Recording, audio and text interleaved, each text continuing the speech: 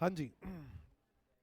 दोस्तों, किसकी किसकी पहली क्लास है आज अकाउंट्स की? ओह तेरी, पहली क्लास है आप लोगों की? ओह, बैठ जाओ।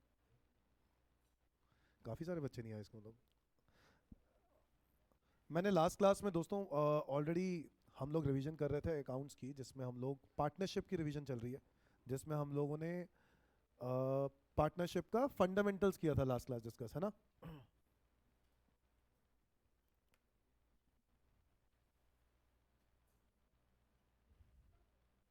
नोट्स हैं सबके पास?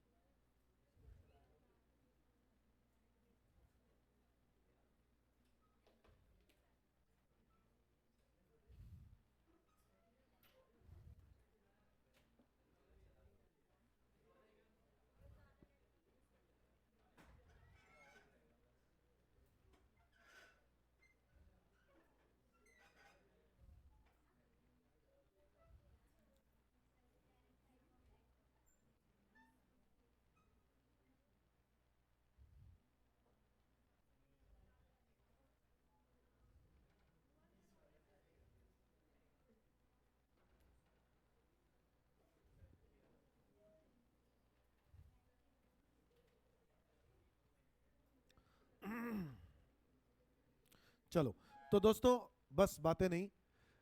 दोस्तों, लास्ट क्लास में हम लोग ने जब पार्टनरशिप का फंडामेंटल्स किया था डिस्कस, उसके अंदर हमने काफ़ी सारे टॉपिक किए थे। उसके हमने कुछ क्वेश्चंस भी किए थे। तो आपके पास जो नोट्स है ना, वो नोट्स के दो पार्ट्स हैं एक्चुअल में। पहला जो पार्ट है नोट्स का, अगर आप देखोगे, वो अकाउंट्स की रिवीजन है पार्टनरशिप की। देखो ज़रा ध्यान से। जो बच्चों की पहली क्लास है उनको नहीं पता, इसलिए बता रहा हूँ। पार्टनरशिप की पहले जो कुछ नोट्स हैं वो रिवीजन है।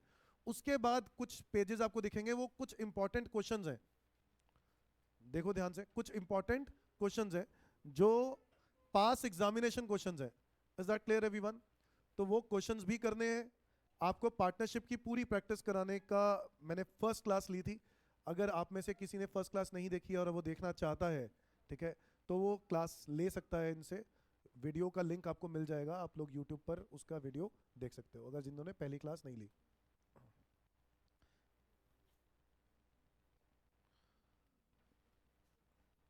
यस। सो एवरीवन, आज की क्लास में हम लोग चर्चा करेंगे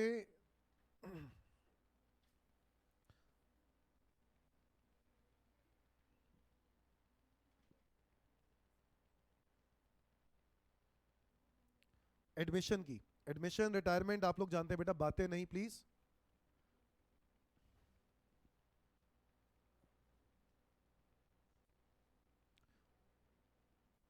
ये हमने लास्ट क्लास यहां तक कर लिया था। Now change in profit sharing ratio, आप लोग जानते हैं। बस भाई बस, इधर। Change in profit sharing ratio, बेटा देखो, टाइम पास करने आए हो या वाकई में कुछ पढ़ने आए हो? पहले ये भी देख लो। टाइम पास करने आए हो तो बात अलग है, क्योंकि मैं टाइम पास वाला टीचर हूं नहीं एक्चुअल में। ठीक है। अगर पढ़ने आए हो तो कंटेंट कुछ लेके जाओगे, ये गारंटी मेरी। बट अगर तुम टाइम पास करने आए हो तो बात अलग है कि सिर्फ टाइम पास ही तो करना है। आता तो सब कुछ है ही है। आता सब कुछ है, फिर भी नंबर पूरे में से पूरे तो नहीं आने वाले ना। हो सकता है इस हेल्प से आपके पूरे में से पूरे बन सकते हो। तो एक बारी प्लीज़ ढंग से फोकस करके यहाँ पे आप कंटेंट पर ध्यान दे दो। और जो डाउट हो, आप दिल बेधड़क पूछ सकते हो सकता है आप अपने कोचिंग वाले टीचर से डरते हो और आप ना पूछते हो, या आप स्कूल टीचर से डरते हो नहीं पूछते हो, तो आप मुझसे पूछ सकते हो। ठीक है, ऐसे कोई दिक्कत नहीं है। हाँ जी, तो change in profit sharing ratio, आप लोग जानते हैं दोस्तों, change in profit sharing ratio क्या है? जब भी कभी ओल्ड पार्टनर अपनी रेशियो को क्या करता है, चेंज करता है ना? तो कोई ना कोई गेन करता है और कोई ना कोई सैक्रिफाइस करता है। तो हम एक रेशियो निकालते हैं, गेनिंग का शेयर निकालते हैं। बोलो कैसे निकालते हैं? नया शेयर अगर ओल्ड शेयर से क्या होगा, ज्यादा, तो क्या होगा, गेन। और अगर ओल्ड ज्यादा है और नया कम, तो क्या होगा, सैक्रिफाइस। तो हम इस सैक्रिफाइसिंग शेयर निकालते हैं या गेनिंग निकालते हैं। वैसे जब भी कभी change in profit sharing ratio का क्वेश्चन आ जाए, जो आता नहीं है, बहुत रेयर चांसेस होते हैं, बट आ भी जाता है, कोई पता नहीं, अगर आ जाए एग्जाम में, तो आपको पता है इसके अंदर क्या क्या एडजस्टमेंट्स करनी पड़ती हैं। बिल्कुल वही एडजस्टमेंट्स करनी पड़ती हैं जो आपको एडमिशन ऑफ पार्टनर में करनी पड़ती हैं। क्या? एक, गुडविल। गुडविल की आपको इसमें भी क्या करनी पड़ती है? वैल्यूएशन, और उसको भी आपको गेनिंग टू सैक्रिफाइसिंग में बांटना होता है। क्या ये बात सबको पता है? नोट्स हैं सबके पास? नोट्स, और इसी के अंदर एक चीज लिख लो, मतलब अगर आपको वहां पे जगह है, नहीं तो अलग से लिख लो अपने रजिस्टर में, या पेजेस हैं आप पेजेस में लिख लो। बच्चों, change in profit sharing ratio में हमें किन बातों का ध्यान देना है? पहला, गुडविल। बोलो दोस्तों, गुडविल की वैल्यूएशन एंड इट्स ट्रीटमेंट। क्या ट्रीटमेंट होती है दोस्तों? गुडविल की वैल्यूएशन करनी है और उसकी ट्रीटमेंट क्या करनी है? गेनिंग पार्टनर पैसा देगा किसको? टू सैक्रिफाइसिंग पार्टनर को।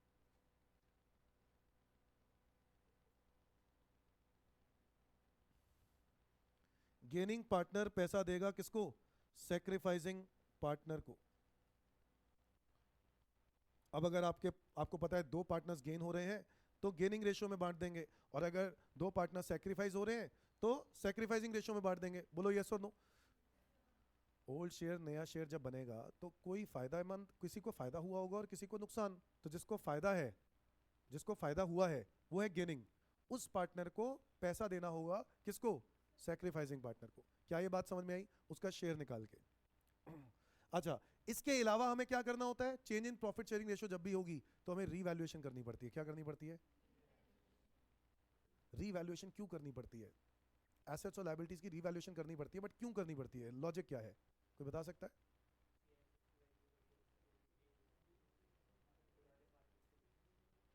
पुराने पुराने पार्टनर्स को तो, पार्टनर्स तो वही हैं, रेशियो चेंज हुई है। अब जब कल को मान लो एक एसेट है, बेटा इधर ध्यान देना, 1 लाख का एसेट है और वो मार्केट में उसकी कीमत 1,20,000 हो चुकी है। कितने की हो चुकी है? यानी 20,000 रुपए का क्या हो गया? प्रॉफिट। अब कल को अगर मैंने वो एसेट को अगर मैं आज के आज बेच देता तो 20,000 रुपए का प्रॉफिट उस रेशियो में बढ़ता जो रेशियो उस समय होती। बोलो यस और नो। बट अगर मैं कहता हूं कि 1 लाख के एसेट को 1 लाख ही रहने दो, 1 लाख के एसेट को 1 लाख ही रहने दो, है ना, और कल को इसकी वैल्यूएशन में चेंजेस आ जाते हैं, मतलब कल को मैं जब इसको, रेशियो चेंज हो गई बीच में और मैंने वैल्यू को चेंजेस नहीं किए, मतलब वैसे का वैसे ही रहने दिया, कितने का? 1 लाख। रेशियो चेंज करने पर एक को बहुत फायदा हो गया और दो पार्टनर्स को बहुत नुकसान हो गया। एक को बहुत ज्यादा फायदा हो गया। हुआ क्या कि वो जब एसेट को बेचा तो प्रॉफिट हुआ, उस प्रॉफिट को आपने बांट दिया। जो पार्टनर को फायदा हुआ ना, उसको और ज्यादा फायदा हो गया। वो कैसे? क्योंकि उस प्रॉफिट का हिस्सा, जैसे फॉर एग्जांपल एक्स वाई और जेड 1:1:1 में इक्वली इन्होंने डिसाइड किया था कि हम लोग रखेंगे, बट फ्यूचर में इन्होंने डिसाइड किया कि एक्स रखेगा 2, वाई रखेगा 1 और जेड रखेगा 1। यानी ये कितना हुआ? 2/4, 1/3, वो सॉरी 1/4 और 1/4। तो क्या एक्स को बहुत एडवांटेज मिलेगा फ्यूचर में? अगर वो 20,000 रुपए का मुनाफा जो उसी समय हुआ, ये देखो, हाँ जी,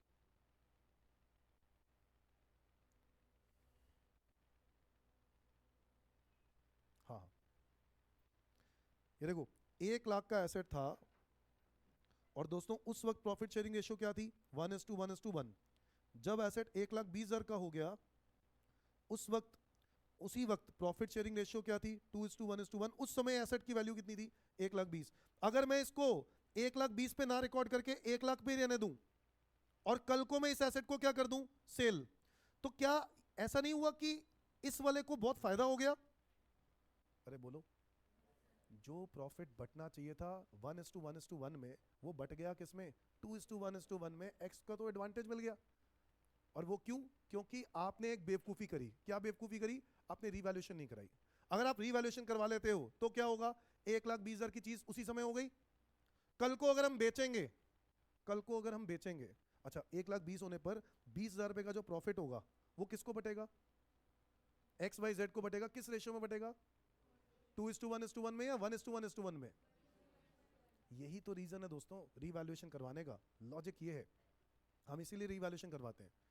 तो जब भी कभी रेशियो चेंज होती है, या एडमिशन ऑफ पार्टनर होता है, या रिटायरमेंट ऑफ पार्टनर होता है, या डेथ ऑफ पार्टनर होता है, इन सारी सिचुएशंस में हमें क्या करना पड़ता है? एसेट्स और लायबिलिटीज को रीवैल्यू करना होता है। क्या ये बात समझ में आती है? तो लॉजिक क्लियर होता है? रीवैल्यूएशन हम इसलिए करते हैं। अब दोस्तों रीवैल्यूएशन करना है, ये हमारा सेकंड रीजन है, हमें सेकंड कॉन्सेप्ट है जो हमें ध्यान देना है, revaluation of assets and liabilities. क्या होती है, क्या क्या करना होता है, वो भी मैं डिस्कस करता हूं आपके साथ एडमिशन के वक्त। Revaluation of assets and liabilities. इसके अलावा अगर मेरे पास कोई कंपनी में प्रॉफिट पड़ा हुआ है, फर्म में प्रॉफिट पड़ा है, रिजर्व्स पड़े हैं, तो क्या वो पुराने पार्टनर्स को पुरानी रेशो में बंटने चाहिए या नई रेशो में बंटने चाहिए? पुरानी रेशो में। तो क्योंकि वो पुराने पार्टनर्स का है, तो हम लोग क्या कर देंगे? डिस्ट्रीब्यूट कर देंगे ऑफ प्रॉफिट या फिर रिजर्व्स या फिर लॉसेस। कोई बात नहीं, कोई बात नहीं। तो बेटा साथ साथ ऐप पे है क्या? ऐप पे देख रहे हो? ऐप पे क्लास? अच्छा यूट्यूब पे, अच्छा कोई बात नहीं। इधर इधर तो देख लो, हो गया, बंद कर। अच्छा फोन ही हैंग हो गया। ठीक है, अब इधर distribution of profits, reserves and losses. तो दोस्तों हम अपने प्रॉफिट को, रिजर्व्स को या लॉसेस को क्या कर देंगे? बांटेंगे कि नहीं बांटेंगे? किस रेशो में? ओल्ड रेशो में। अच्छा, इसके अलावा हमें क्या करना पड़ता है? बताओ, कोई जानता है इसके अलावा हमें क्या करना पड़ सकता है? डिस्ट्रीब्यूशन कर दिए प्रॉफिट, रिजर्व्स, लॉसेस को, और रिवैल्यूएशन भी कर दी हमने, और कैपिटल एडजस्टमेंट। हो सकता है एडजस्टमेंट ऑफ कैपिटल हो सकता है एडजस्टमेंट ऑफ कैपिटल भी हो। कैपिटल एडजस्टमेंट का मतलब हो सकता है एक्स वाई जेड ये कहे कि हमें जो कैपिटल्स हैं फ्यूचर में वो प्रॉफिट शेयरिंग रेशियो के बेसिस पर चाहिए। किस बेसिस पे? तो हो सकता है जो नई प्रॉफिट शेयरिंग रेशियो है उस रेशियो में हमें अपने कैपिटल को क्या करना हो? डिस्ट्रीब्यूट। तो वहां पर ना बैलेंस शीट, वो अभी हम करेंगे, मैं आपको वो चीज बताऊंगा, एडमिशन वाले कॉन्सेप्ट में रिवाइज करा रहा हूँ। Change in profit sharing ratio में हमें 3-4 बातों का ध्यान देना होता है। बताओ क्या क्या? अच्छा, एक तो रेशियो ही चेंज हो रही है, वो तो पहला तो वही ध्यान देना है, गेनिंग सैक्रिफाइसिंग। फिर क्या करना है? Goodwill, revaluation, distribution of profit, reserves, losses या एडजस्टमेंट ऑफ कैपिटल। ये बातें सब लोग जानते हैं, मैं क्वेश्चंस पे आ रहा हूं बहुत जल्दी, डोंट वरी। हाँ जी, यहां तक डन। अच्छा, वापस आते हैं, adjustment of for change in PSR. अच्छा ये लिखा तो हुआ यार, मैं भी क्या कर रहा हूँ, मैंने ध्यान ही नहीं दिया, मैंने ही लिखा है। Calculation of sacrificing and gaining ratio. आ जाओ आ जाओ आ जाओ।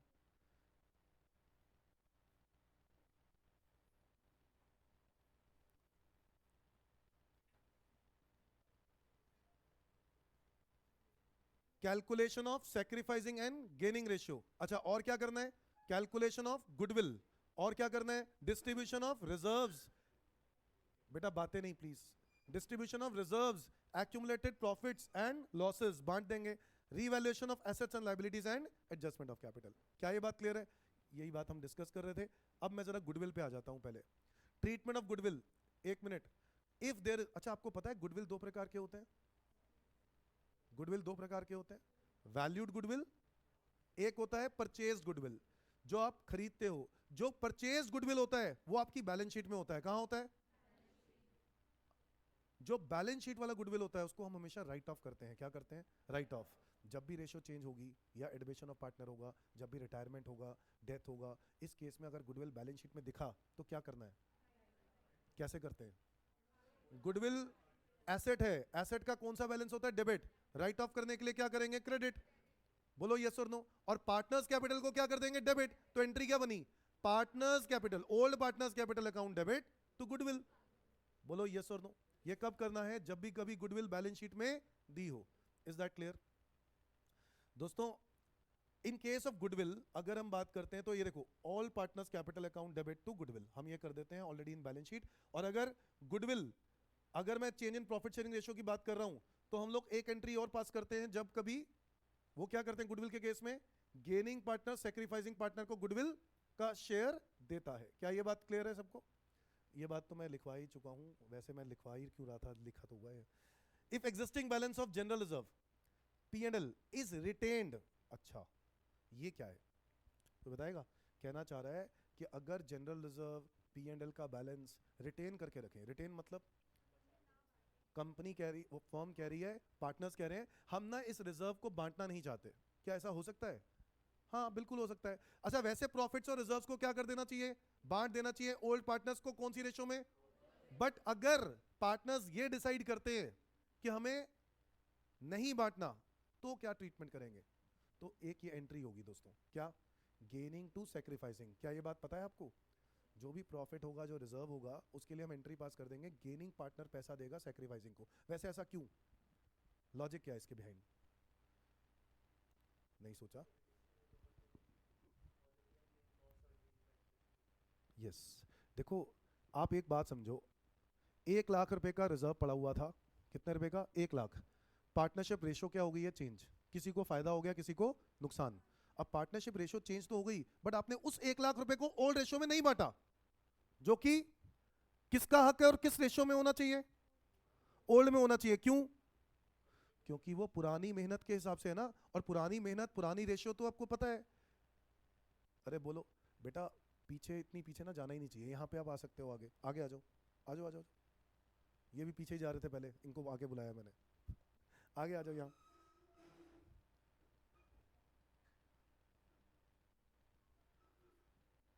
देखो आज का जो आपका टाइम है ना, इस टाइम का फायदा उठाओ।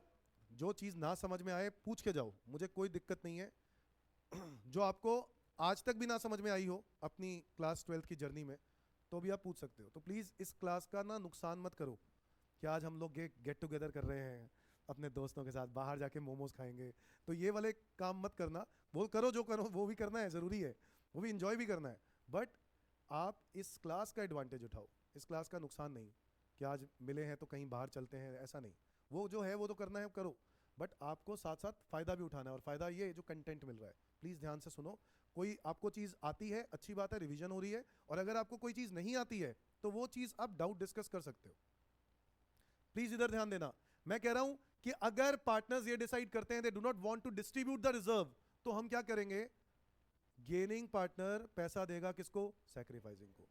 क्योंकि किसी को फायदा हुआ है, किसी को नुकसान हुआ है, तो बांटना तो पड़ेगा। और फ्यूचर में जाके जब रिजर्व पड़ा होगा और फर्म क्या हो रही होगी? बंद, तो वो रिजर्व किस रेशो में बटेगा? नई रेशो में बटेगा। अरे बोलो, क्योंकि रेशो तो क्या हो चुकी है? चेंज। और हमने उस वक्त बैलेंस शीट का रिजर्व बांटा ही नहीं। मेरी बात समझ में आई? तो दो और तरीके हैं। क्या तरीका है? या तो बांट लो, तो रिजर्व ही उड़ा दिया हमने। जब रिजर्व ही उड़ा दिया तो कहानी खत्म हो गई। फिर आगे रिजर्व जो भी होगा वो किस प्रॉफिट में से होगा? जो प्रॉफिट हमने बाद में कमाए हैं। अरे बोलो, रिजर्व जो है वो कहां से बना होगा? रिजर्व कैसे बनता है बताना? प्रॉफिट में से बनता है ना। तो रिजर्व मेरे पास पहले से पड़ा हुआ है, मैंने रेशियो क्या कर दी है? चेंज। मेरे पार्टनर्स पहले एक्स वाई जेड थे जिनकी रेशियो 1:1:1 थी, और अब कितनी हो गई है? 2:1:1, या मान लो 6:1:1। अब देखो बड़ा अजीब लगेगा, एक्स को कितना फायदा, 6:1:1। 1 लाख रुपए का रिजर्व पड़ा हुआ था, किसका बनता है? 1:1:1 या 6:1:1? पुराना है ना, पुराने वालों को दे देना चाहिए इसी रेशियो में। बोलो यस और नो। तो इसीलिए पुरानी रेशियो में बांट दो। एक तो तरीका ये है। दूसरा तरीका ये है कि हो सकता है एक्स वाई जेड कहे अरे छोड़ो रिजर्व नहीं बांटना, यहां पे तो एक्स बहुत खुश होगा। एक्स खुश क्यों होगा? क्योंकि नहीं बांट, अगर नहीं बांटोगे अभी 1:1:1 में, तो बाद में 6:1:1 मिलेगा, जो कि एक्स को बहुत सारा क्या दे गया? फायदा। अरे बोलो, इसी रीजन से, इसी रीजन से आप रिजर्व को बांटते हो। बट अगर मान लो नहीं बांटा, कोई दिक्कत नहीं है, ये एंट्री पास करनी पड़ेगी। क्या? Gaining to sacrificing. किसको गेन हुआ है सबसे ज्यादा? एक्स को। तो एक्स उसी समय अपना शेयर का, जिसका उसका जितने का उसको क्या हुआ है? गेन। वो क्या करेगा? सैक्रिफाइसिंग पार्टनर को पैसा दे देगा। अब इसके बाद चाहे बैलेंस शीट में 1 लाख रुपए पड़े रहें और फर्म क्या हो रही हो? बंद, वो बटेगा तो सब में बटेगा। कौन सी रेशियो में? नई रेशियो में, क्योंकि वो अपना पहले ही नुकसान करवा चुका है। कौन? गेनिंग पार्टनर पहले ही पैसा दे चुका है। किसको? सैक्रिफाइसिंग पार्टनर को। ये लॉजिक समझ में आता है? इसीलिए हम लोग करते हैं। याद रहे, कभी कभार क्वेश्चन जो है रिजर्व डिस्ट्रीब्यूट करने का नहीं होगा, रिजर्व को क्या करना पड़ता है? बाद में बांटते हैं हम। बहुत जल्दी कमिंग बेटा। इतनी लेट? तुम पहले आ चुके हो ना क्लास में? हाँ।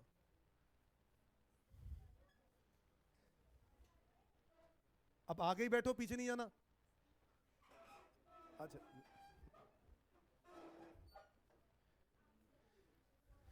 हाँ जी, हाँ बेटा, बोल बोल बोल, सवाल, डाउट। नेगेटिव में जैसे लॉस आता है, एक बेटा फटाफट बैठो जल्दी,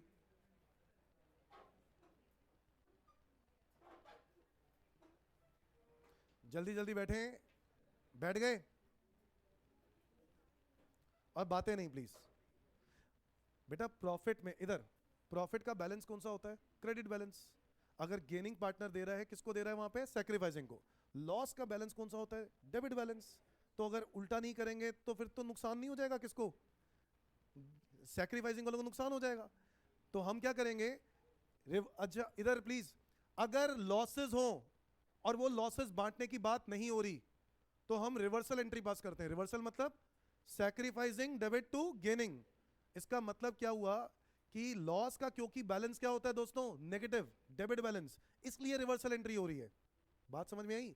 प्रॉफिट का पॉजिटिव बैलेंस है, क्रेडिट बैलेंस है, इसलिए ऐसी एंट्री होती है कि गेनिंग पार्टनर सैक्रिफाइसिंग को देंगे। Is that clear everyone?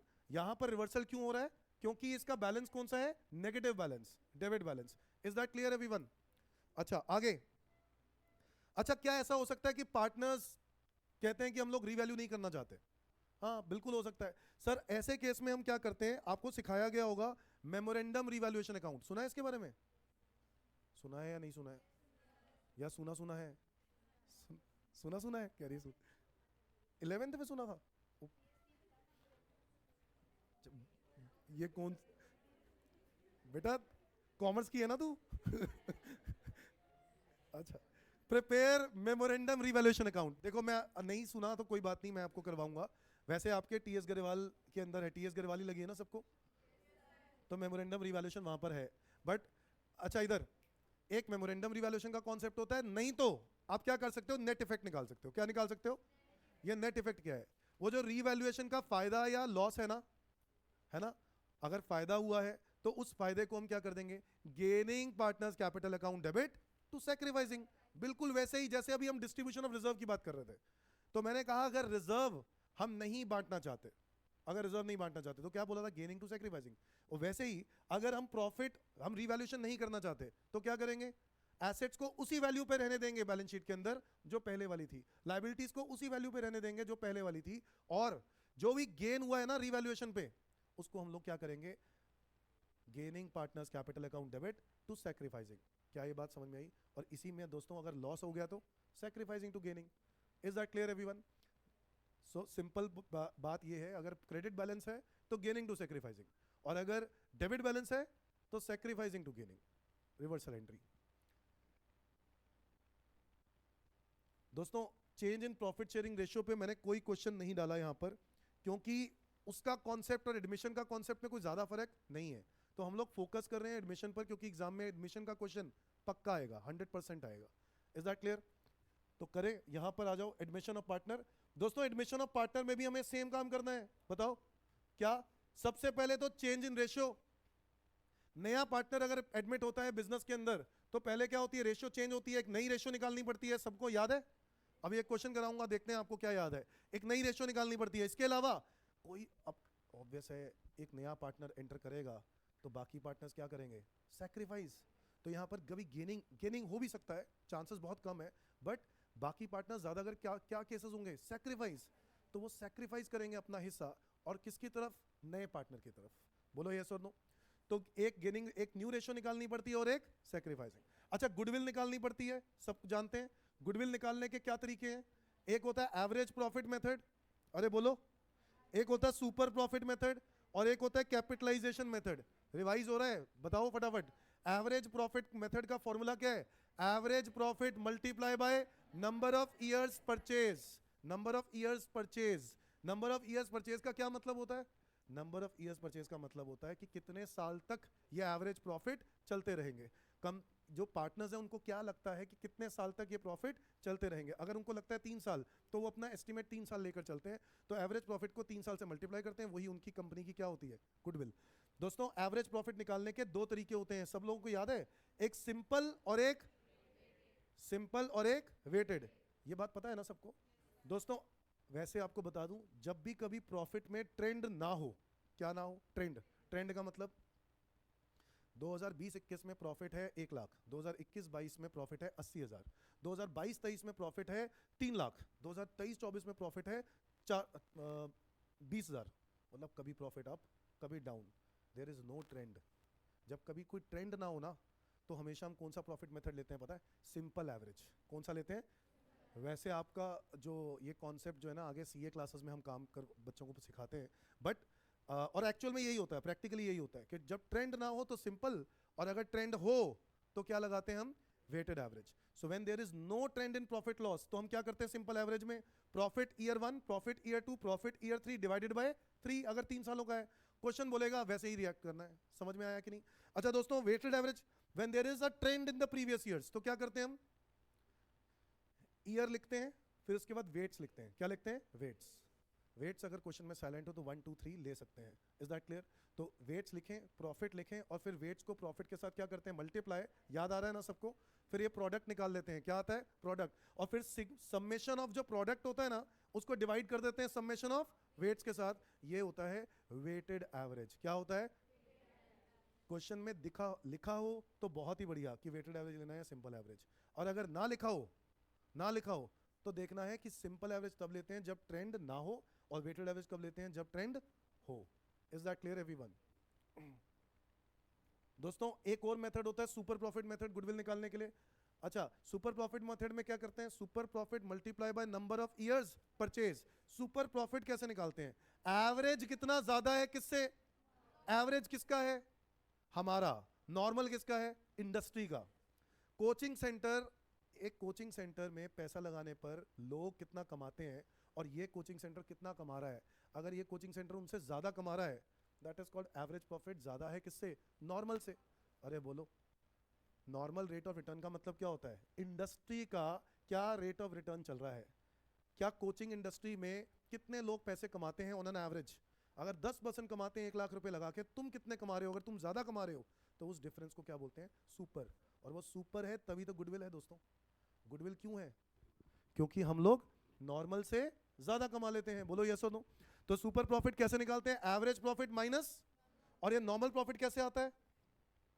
Average capital employed multiply by normal rate of return. Average capital employed multiply by average capital employed कैसे आता है? Opening plus closing divided by 2। Question में दिया होगा। कैपिटल एम्प्लॉयड का मतलब है जितना पैसा बिजनेस में लगाया। Is that clear everyone?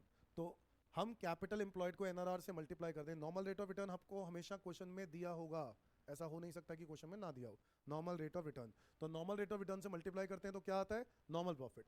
Is that clear? और नॉर्मल रेट ऑफ रिटर्न कौन से वाला है? ये इंडस्ट्री का क्या रेट ऑफ रिटर्न चल रहा है। Is that clear everyone? अच्छा, एक और प्रॉफिट मेथड होता है, उसको बोलते हैं कैपिटलाइजेशन मेथड। क्या बोलते हैं? सुना है सबने? कैपिटलाइजेशन के दो मेथड होते हैं, एक कैपिटलाइजेशन ऑफ एवरेज प्रॉफिट और एक capitalisation of super profits. Capitalisation of super profits में तो सिंपल है गुडविल का फॉर्मूला। क्या? Super profit divided by. क्या मतलब है इस बात का? कि हम लोग जो कमा रहे हैं, एक्स्ट्रा कमा रहे हैं। एक्स्ट्रा है ना, super profit is always extra. लोगों से, बाकी लोगों से ज्यादा कमा रहे हैं, उसके लिए लोगों को कितना पैसा लगाना पड़ता है और मुझे लगाने की जरूरत। हम नॉर्मल रेट ऑफ रिटर्न से डिवाइड कर रहे हैं। इसका मतलब है अगर नॉर्मल रेट ऑफ रिटर्न 10%, इसका मतलब क्या हुआ कि 1 लाख रुपए लोग लगाते हैं इस कोचिंग इंडस्ट्री में, तब जाके 10,000 रुपए कमाते हैं। कितने रुपए लगाने पर? 1 लाख रुपए लगाने पर कितने कमाते हैं? 10,000 रुपए कमाते हैं। वो नॉर्मल रेट ऑफ रिटर्न है। और अगर मैं उसी 10% को यहाँ पे डिवाइड कर दूं तो पता है ये आएगा कि कितना कैपिटल लोगों को लगाना पड़ता है जो मुझे लगाना। अरे लोगों को लगाना पड़ा, मुझे लगाना क्या कमाने के लिए? सुपर प्रॉफिट कमाने के लिए। क्या कमाने के लिए? लोगों को लगाना पड़ेगा, मुझे लगाना। और यही तो मेरी क्या होगी? गुडविल। इसीलिए इसको गुडविल का मेथड बोलते हैं। जबरदस्ती रट्टा मत मारो, हर एक चीज के बिहाइंड लॉजिक है। हम क्यों करते हैं उसके बिहाइंड लॉजिक है, और ये बहुत सिंपल सा लॉजिक है। क्या?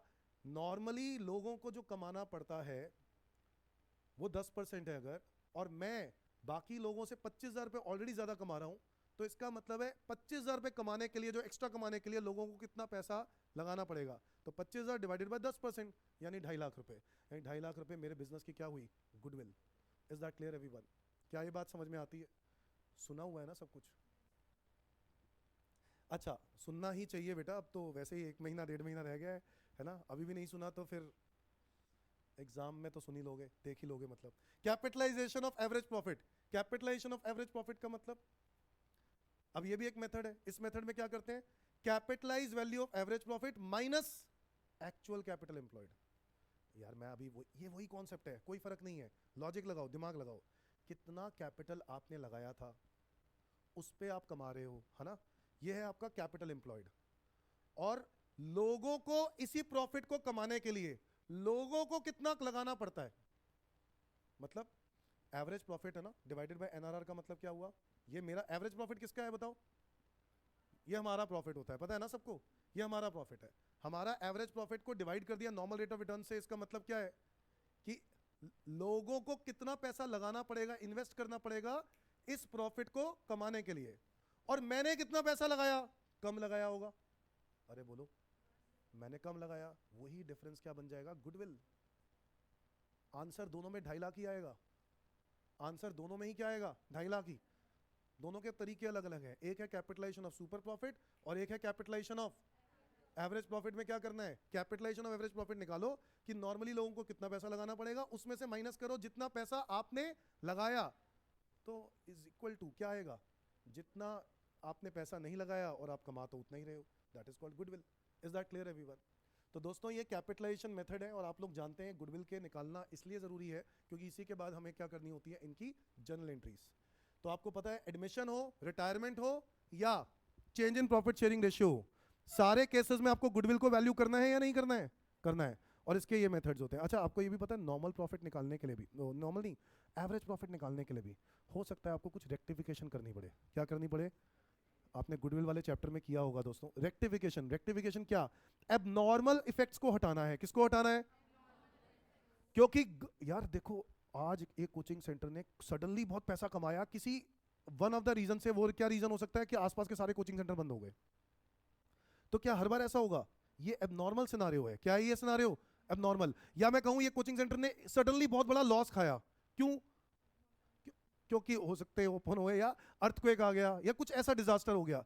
क्या ये बार बार होगा, नहीं। हमें गुडविल देखना होता है नॉर्मल सर्कमस्टांसेस में। कैसे, नॉर्मल सर्कमस्टांसेस में। तो इसीलिए हम लोग गुडविल के लिए एबनॉर्मल इफेक्ट को हटाते हैं।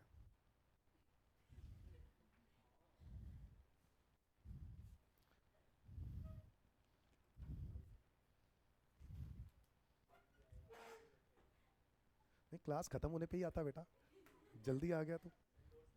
हाँ नोट्स लेने आया था। अब नोट्स में क्या, मैंने ही बनाया नोट्स, नोट्स में उसमें क्या कर लेगा, नोट्स में समझ बेटा। एक मिनट इधर, हाँ जी, एबनॉर्मल इफेक्ट को हटाना है, बोलो यस और नो। तो याद रहेगा ये सब बातें। अच्छा एडमिशन ऑफ पार्टनर में गुडविल की क्या एंट्री होती है, अगर नया पार्टनर गुडविल लेके ही नहीं आ रहा, या लेके आ रहा है तो कैसे लेके आ रहा है, प्राइवेटली लेके आ रहा है, सॉरी लेके आ रहा है, बट कैसे लेके आ रहा है, प्राइवेटली, मतलब अंडर द टेबल। कैसे, अंडर द टेबल समझते हैं सारे, क्या मतलब, मतलब ब्लैक में, मतलब ब्लैक में, बुक्स में आप शो करना नहीं चाहते हो। क्या ऐसा होता है, ऐसा ही होता है, प्रैक्टिकली ऐसा ही होता है। बहुत कुछ होता है दुनिया के अंदर, ठीक है। तो प्रैक्टिकली आप देखोगे ब्लैक मनी, अभी देखो 12th, अभी आप 12th क्लास में हो ना, जब आप बड़ी क्लासेस में जाओगे, ठीक है, तो आपको पता चलेगा ब्लैक मनी फैक्टर है क्या चीज़, और क्यों मोदी जी बार बार ब्लैक मनी को, समझ रहे हो कि किस तरीके से कवर करने की कोशिश करते हैं कि किसी तरीके से ब्लैक मनी को इकट्ठा करें और लोगों को तंग करें। वो क्यों हो रहा है, और ये सब क्या हो रहा था, पहले क्या होता था और अब क्या हो रहा है, डीमोनेटाइजेशन क्यों हुई थी, ये सब चक्कर सिर्फ और सिर्फ एक ही है, ब्लैक मनी। चलो तो बड़ी क्लासेस में आप लोग समझोगे प्रैक्टिकल रीजन से। अभी प्राइवेटली अगर गुडविल एंटर किया तो दोस्तों उसकी कोई एंट्री हुई नहीं, नो एंट्री। समझ में आया कि नहीं? अच्छा अगर नया पार्टनर गुडविल का शेयर लेके आता है तो क्या एंट्री होगी, नया पार्टनर लेके आता है तो कैश अकाउंट डेबिट टू, अरे बोलो सिर्फ कैश ही है या कोई एसेट भी लेके आ सकता है, बोलो यस और नो। तो कैश या asset account debit to premium for goodwill, और फिर प्रीमियम फॉर गुडविल को क्या कर देंगे, पार्टनर्स कैपिटल में बांट देंगे। तो premium for goodwill to sacrificing partners capital account, कौन सी रेशो में, सैक्रिफाइसिंग रेशो में, कौन सी रेशो में, सब लोग जानते हैं ये बात। अच्छा अगर नया पार्टनर गुडविल का शेयर लेके ही नहीं आता तो नए पार्टनर को क्या बना देंगे, डेटर बना देंगे। क्या बना देंगे कि भाई साहब तूने पैसे अभी भी देने हैं, नए पार्टनर को डेटर बना दो, सिंपल लॉजिक। और डेटर मतलब एसेट, एसेट इंक्रीज होता है तो क्या करते हैं, डेबिट। तो नए पार्टनर को क्या कर दिया, debit to sacrificing partners capital account. बोलो यस और नो, कौन सी रेशो में, सैक्रिफाइसिंग रेशो में। दोस्तों अगर नया पार्टनर कुछ शेयर लेके आता है, कुछ शेयर लेके आता है कुछ नहीं लेके आता, जो लेके आता है उसमें कैश को क्या कर दो, डेबिट। जो वो नहीं लेके आया उतने शेयर से उसको क्या कर दो, डेटर बना दो। तो कैश अकाउंट डेबिट कर दे बेटा, बंद कर दे। Cash account debit, new partners capital account debit to sacrificing. ये एंट्री क्लियर है? अरे बोलो, ये एंट्री क्लियर है? Cash account debit, new partners capital account debit to sacrificing. अच्छा, अगर goodwill is withdrawn by sacrificing partners, ऐसा भी होता है क्या? गुडविल का जो शेयर नया पार्टनर लेके आया, उसके बाद क्या करते हैं, सैक्रिफाइसिंग पार्टनर कहते हैं हम लेके जा रहे हैं घर। तो अगर सैक्रिफाइसिंग पार्टनर विड्रॉ करेगा तो क्या एंट्री होगी, sacrificing partners capital account debit, और फर्म का कैश क्या हो जाएगा, कम। सिंपल, फर्म का कैश क्या हो जाएगा, कम। कैश एक एसेट है ना, एसेट इंक्रीज होता है तो डेबिट डिक्रीज होता है, तो कैश क्या हो रहा है, कम, तो क्रेडिट। सैक्रिफाइसिंग पार्टनर कैपिटल अपना कैपिटल ले गए तो वो क्या हो जाएगा, डेबिट। कैपिटल का बैलेंस होता है क्रेडिट बैलेंस, कम करने के लिए debit. Is that clear? To sacrificing partners capital account debit to cash. अगर गुडविल बैलेंस शीट में दी हो तो क्या करना है, अगर गुडविल बैलेंस शीट में दी हो तो क्या करना है, old partners capital account debit to goodwill. Goodwill को क्या करेंगे, write off. Is that clear everyone? यही बात हमने चेंज इन पीएसआर में ही पढ़ी थी। Revaluation of assets and liabilities. दोस्तों और revaluation of assets and liabilities में आप लोग जानते हैं, एसेट की वैल्यू अगर बढ़ जाए तो क्या एंट्री, क्या निकली एंट्री? भाई ऐसा है, आप लोग प्रिपेयर करके जा रहे हो लेजर, एग्जाम में आ सकते हैं जर्नल एंट्री आ जाए, और ऐसा हो चुका है, ऐसा ना हो चुका है, एग्जाम में क्या आ जाए, जर्नल एंट्री। तुम करके क्या तैयारी करके जा रहे हो, लेजर, और रिवैल्यूएशन अकाउंट बना लेंगे, पार्टनर्स बना लेंगे, क्या दिक्कत है इसमें? और क्या आ गया क्वेश्चन में, जर्नल एंट्री, पास ओनली जर्नल एंट्री, मतलब लेजर के कोई नंबर नहीं है तो लेजर मिले डालने के कोई मार्क्स नहीं मिलने, तो क्या फायदा। क्वेश्चन बोल देगा पास journal entry and balance sheet, prepare balance sheet, तो आपको पहले जर्नल एंट्री बनानी ही पड़ेगी, और नंबर ही किसके मिलने हैं, जर्नल एंट्री के। Is that clear? ऐसा होता है, तो ध्यान रखना। इसीलिए रिवैल्यूएशन का एंट्री का लॉजिक समझो। एसेट की वैल्यू बढ़ रही है तो एसेट का डेबिट बैलेंस है ना, एसेट की वैल्यू बढ़ानी है तो एसेट को क्या करेंगे, डेबिट। तो asset account debit to revaluation. अरे बोलो यस और नो।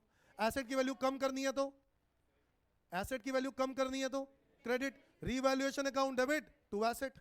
लायबिलिटी का कौन सा बैलेंस होता है बोलो, क्रेडिट बैलेंस, कम करना है तो डेबिट। तो एंट्री क्या बनी, liabilities account debit to revaluation. और अगर लायबिलिटी की वैल्यू बढ़ानी है तो revaluation account debit to liability. आप ऐसे भी समझ सकते हो कि एसेट की वैल्यू बढ़ रही है तो फायदा है, लायबिलिटी की वैल्यू घट रही है तो फायदा है, दोनों में फायदा है, एसेट की वैल्यू बढ़ने में और लायबिलिटी की वैल्यू घटने में।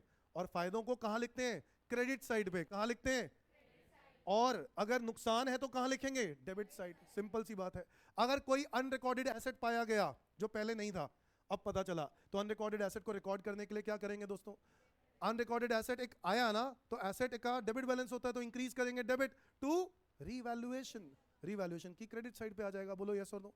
और अगर अनरिकॉर्डेड कोई लायबिलिटी पाई गई तो revaluation account debit to unrecorded liability. ऐसे करने से क्या आएगा, या तो प्रॉफिट या लॉस। और दोस्तों अगर partners do not want to alter the value of assets and liabilities, ये बात मैंने बताई थी, बोलो अगर पार्टनर्स कह रहे हैं कि हम एसेट्स और लायबिलिटी को ऑल्टर नहीं करना, तो मैं चेंज इन पीएसआर में बताया था ना, तो क्या करेंगे, we will prepare either memorandum revaluation या गेनिंग टू सैक्रिफाइसिंग। याद आ रहा है कि नहीं? अब ये मेमोरेंडम रिवैल्यूएशन वैसे आप लोगों ने पढ़ा है कि नहीं पढ़ा है? पढ़ा है। मेमोरेंडम रिवैल्यूएशन कुछ इस तरीके से दिखता है, देखो मेमोरेंडम रिवैल्यूएशन में रिवैल्यूएशन ही बनाना है, नहीं पढ़ा है आप लोगों ने? कोई बात नहीं, देख लो एक बार, रिवैल्यूएशन तो पढ़ा है ना, तो रिवैल्यूएशन अकाउंट ही है ये, देखो सामने एसेट्स की वैल्यू कम हुई, लायबिलिटी की वैल्यू बढ़ी, तो ये क्या बना, रिवैल्यूएशन में आया। बोलो, और यहां पर डेबिट क्रेडिट साइड पे क्या आएगा जब एसेट की वैल्यू बढ़ेगी या लायबिलिटी की वैल्यू, वही सेम रिवैल्यूएशन। प्रॉफिट आया, प्रॉफिट को ओल्ड पार्टनर्स को ओल्ड रेशियो में बांट दो, खत्म। ये तो बिल्कुल वैसा ही है सर, हाँ बिल्कुल वैसा ही है। अब देखो वो कर रहे हैं जो पहले नहीं करते थे, रिवैल्यूएशन में नहीं करते, क्या इसी वाली वैल्यू को ना हम यहां ले जाएंगे, समझे, ऑपोजिट। क्यों, लॉजिक क्या है, क्योंकि अभी तो बोला partners do not want to alter the value of assets and liabilities, तो एक बारी बढ़ा दिया, एक बारी रिवर्स कर दिया, रिवर्स कर दिया तो उसी वैल्यू को यहां पर दिखा दिया और इस वाली वैल्यू को इधर दिखा दिया। इस वजह से अगर यहां प्रॉफिट है तो यहां क्या आएगा, लॉस। और अगर इस लॉस है इसको किस में कर दो, न्यू रेशियो में बांट दो। किस रेशियो में? जो न्यू पार्टनर्स है ना उन रेशियो में बांट दो। अब क्या हुआ, जो प्रॉफिट हुआ था उसको ओल्ड रेशियो में बांट दिया, अब जो लॉस है उसको न्यू रेशियो में बांट दिया। अल्टीमेटली लॉजिक पता है क्या बना? गेनिंग पार्टनर पैसा देगा किसको? सैक्रिफाइसिंग पार्टनर को। और यही हम काम करते हैं नेट इफेक्ट निकाल के भी। जो आप लोगों ने इस केस में नेट इफेक्ट सीखा है ना, वो यही होता है। रिवैल्यूएशन का इफेक्ट निकाल लो, जो भी प्रॉफिट हुआ उसको आप गेनिंग टू सैक्रिफाइसिंग में बांट दो। वही हम कर रहे हैं यहाँ पर काम, मेमोरेंडम रिवैल्यूएशन अकाउंट के थ्रू। पहले क्या करना है जल्दी बताओ? जो भी प्रॉफिट आया उसको ओल्ड रेशियो में बांट दो, और फिर जो रिवर्सल एंट्री पास करने के बाद जो आया क्या, लॉस, उसको क्या कर दो, न्यू रेशियो में बांट दो। ये करने के बाद क्या इफेक्ट निकला? गेनिंग पार्टनर क्या होगा? नुकसान में जाएगा, तो गेनिंग पार्टनर पैसा देगा किसको? सैक्रिफाइसिंग को, सैक्रिफाइसिंग रेशियो में। ये हम लोग कर पाएंगे, ठीक है? ये काम करेंगे, अभी क्वेश्चन करेंगे तब वहां पर आएगा ये क्वेश्चन में, memorandum revaluation. Distribution of accumulated profits, reserves and losses. दोस्तों आपको पता है, आप एडमिशन के वक्त एक और काम करना है, और वो ये कि अपने प्रॉफिट और लॉसेस क्या करने हैं, बांटने हैं। बोलो यस और नो। तो जो भी कंपनी के पास पुराने प्रॉफिट लॉसेस पड़े होंगे वो पुराने पार्टनर्स के हैं ना यार, तो पुरानी रेशियो में बांट दो। देखो, general reserve account debit, P&L का credit balance account debit to old partners capital account. क्या ये बात क्लियर होती है? ओल्ड पार्टनर्स को क्रेडिट कर देंगे, मतलब उनको डिस्ट्रीब्यूट कर देंगे, कर दिया। और अगर लॉस हुआ है तो, लॉस है तो old partners capital account debit to P&L account, जो भी लॉस में है तो। अरे समझे कि नहीं समझे? आपकी बैलेंस शीट में अगर कोई एसेट है, ओ सॉरी प्रॉफिट है या रिजर्व है, तो क्या करेंगे, उसको बांटेंगे। कैसे बांटेंगे? जनरल रिजर्व या प्रॉफिट जिसका बैलेंस क्या होता है, रिजर्व्स का बैलेंस क्या होता है दोस्तों, क्रेडिट बैलेंस होता है। बांटने के लिए क्या करेंगे, डेबिट टू ओल्ड पार्टनर्स। और अगर लॉस है तो लॉस का कौन सा बैलेंस होता है, डेबिट। तो डेबिट बैलेंस है तो इसको राइट ऑफ करने के लिए क्या करें, क्रेडिट। तो एंट्री क्या बनी, partners capital account debit to loss. समझे कि नहीं? ऐसे ही कुछ डेफर्ड रेवेन्यू एक्सपेंडिचर भी हो सकता है। क्या हो सकता है, डेफर्ड रेवेन्यू, उसको भी क्या करना होता है, बैलेंस शीट से उड़ा देना है। कैसे उड़ाएंगे? डेफर्ड रेवेन्यू एक्सपेंडिचर एक एसेट है, उसको राइट ऑफ करने के लिए क्या करेंगे, क्रेडिट। बोलो हाँ या ना? तो क्या करेंगे, क्रेडिट कर देंगे, और ओल्ड पार्टनर्स को क्या कर देंगे, डेबिट। एंट्री समझ में आती है दोस्तों? ये क्वेश्चन में दिया होगा तब करना है। देखो लिखा है, if partners agreed that they do not want to distribute reserve P&L accumulated losses, then we will pass the following entry। ये पता था? ये पता था आपको? ये बड़ा स्पेशल है। और ऐसे ही क्वेश्चन आते हैं एग्जाम में, हमेशा क्वेश्चन में एक्सेप्शन आएगा, नॉर्मल वाला नहीं आएगा। ये एक्सेप्शन है। क्या एक्सेप्शन है? कि अगर क्वेश्चन ये बोल रहा है कि पार्टनर्स कह रहे हैं कि हम रिजर्व बांटना नहीं चाहते, तो हम क्या करेंगे, उस रिजर्व को गेनिंग पार्टनर पैसा देगा किसको, सैक्रिफाइसिंग। तो एंट्री क्या बनी, गेनिंग टू सैक्रिफाइस। और अगर लॉस हो तो उल्टा, सैक्रिफाइसिंग टू गेनिंग। क्या ये बात क्लियर है? ये बात मैं पहले भी बता चुका हूं दोस्तों। वर्कमैन कॉम्पेंसेशन फंड सुना है सबने? इसकी एडजस्टमेंट याद है सबको? वर्कमैन कॉम्पेंसेशन फंड किसके लिए होता है, वर्कर्स के लिए। कल को वर्कर्स के साथ कोई हादसा हो जाए, है ना, तो कंपनी को इमीडिएटली क्लेम देना पड़ता है। बोलो यस और नो? तो इसी वजह से कंपनीज क्या बना के रखती हैं, एक रिजर्व बना के रखती हैं जिसका नाम है वर्कमैन कॉम्पेंसेशन फंड। देखो जरा, अगर कुछ केसेस होते हैं, जैसे बैलेंस शीट में अगर WCF दिया हो 1 लाख रुपए, तो हम क्या करेंगे, और क्वेश्चन में लिखा है कि पार्टनर्स हैं XY, एडमिशन हो रहा है या कुछ भी केस है, चेंज इन PSR है या रिटायरमेंट है, हम ओल्ड पार्टनर्स को ओल्ड रेशियो में बांट देंगे। बोलो हाँ या ना? ओल्ड पार्टनर्स को ओल्ड रेशियो में। क्या एंट्री बनेगी, workman compensation fund account debit to X to Y। ये कब करना है, जब कोई क्लेम ना हो। यहां पे कोई क्लेम ही नहीं था। क्या ये बात क्लियर है? केस नंबर 2 देखो, अगर बैलेंस शीट में वर्कमैन कॉम्पेंसेशन फंड दिया है और एडिशनल इंफॉर्मेशन में आपको क्लेम दिया है कितने रुपए का, तो दोस्तों क्या करना है, क्लेम हमारी क्या बन गई, लायबिलिटी। तो 1 लाख रुपए का वर्कमैन कॉम्पेंसेशन फंड, उसमें से 20,000 रुपए की लायबिलिटी एडजस्ट करेंगे, यानी टू क्लेम, और जो बच गया वो बांट देंगे ओल्ड पार्टनर्स को ओल्ड रेशियो में। तो देखो जरा, 80,000 रुपए को हम बांट देंगे X और Y में, उनकी प्रॉफिट शेयरिंग रेशियो। क्या ये बात समझ में आती है दोस्तों? Third case, workman compensation fund है 1 लाख और क्लेम भी है 1,10,000। क्या ऐसा हो सकता है, क्लेम हो गया 1,10,000, फंड में बैलेंस कितना है 1 लाख, तो भाई साहब यहां पर आपको करना पड़ेगा रीवैल्यूएशन। क्या करना पड़ेगा? क्यों? क्योंकि आपके हिसाब से वर्कमैन कॉम्पेंसेशन का फंड यानी क्लेम 1 लाख होना था और हुआ कितना, तो 10,000 से ज्यादा हो गया। तो दोस्तों 10,000 रुपए से ज्यादा हो गया, उस वजह से तो हमें क्या हो गया, नुकसान। तो हम एंट्री क्या पास करेंगे, workman compensation fund account debit, revaluation account debit to workers claim. Is that clear? Workers claim में क्रेडिट में कितना दिखाएंगे, 1,10,000, फंड में कितना बैलेंस था 1 लाख, और 10,000 रुपये कहाँ जाएगा, रीवैल्यूएशन में 10,000 का लॉस हो गया। क्या ये बात क्लियर है?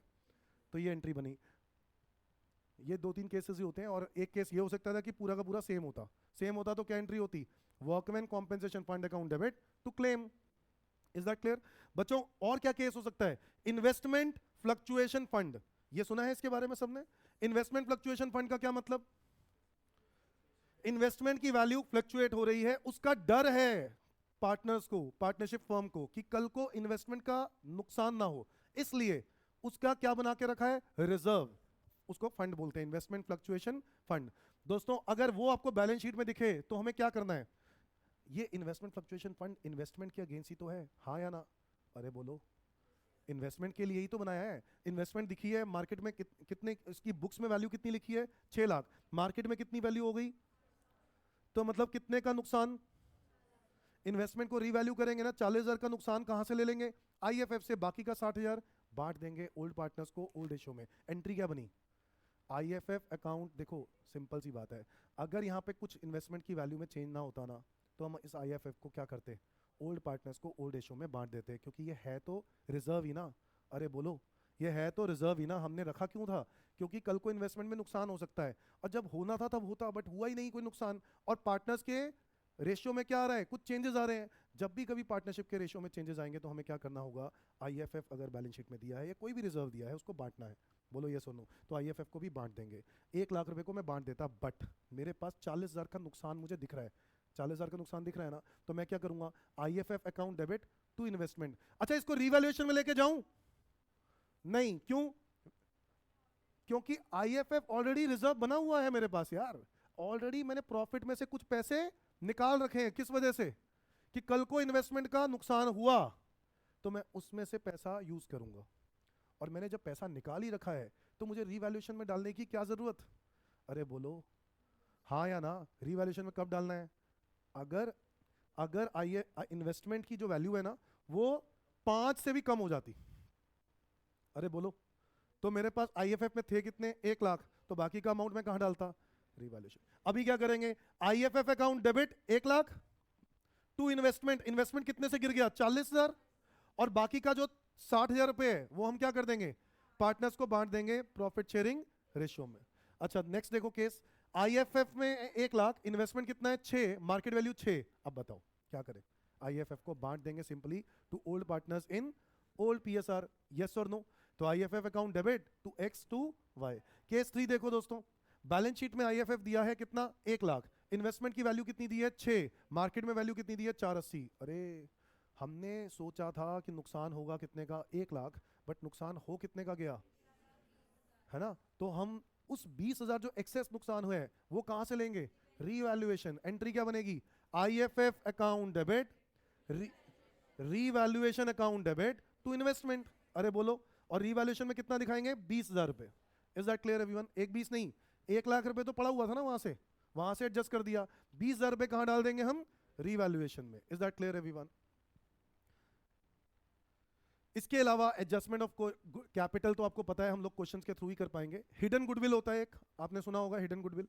हिडन गुडविल, अगर गुडविल में बैलेंस, गुडविल जो है बैलेंस शीट में ना दी हो तो हम उसको फाइंड आउट कर सकते हैं। फॉर एग्जांपल जेड नया पार्टनर है जिसको 1/4 शेयर के लिए एंट्री दे रहे हैं हम, कितने शेयर के लिए, और वो कितना कैपिटल लेके आ रहा है, 1 लाख रुपए, तो और बैलेंस शीट में एक्स के और वाई के कैपिटल दे रखे हैं ऑलरेडी, तो हम क्या करेंगे इस केस में, हम उसके शेयर को रेसिप्रोकेट करके उसका total capital of the firm निकाल लेंगे कि 1/4 के लिए वो 1 लाख लाया ना, तो टोटल कैपिटल क्या हुआ, 1 लाख इंटू 4/1। बोलो यस और नो, कितना बना, 4, उसमें से सबके कैपिटल क्या कर दो, हटा दो, तो कितना आया, 1 लाख बच गया।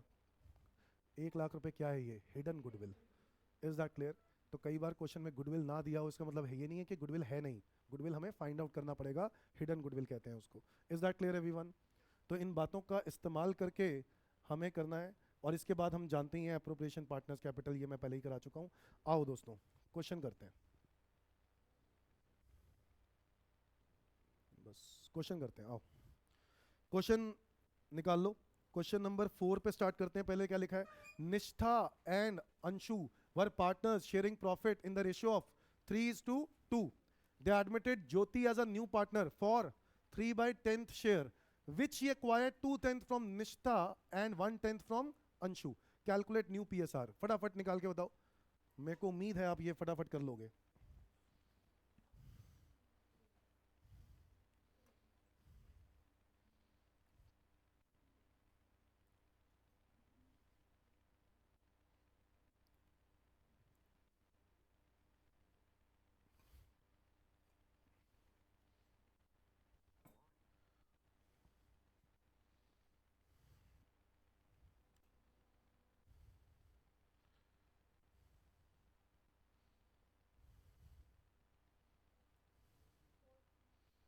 क्या रहा है?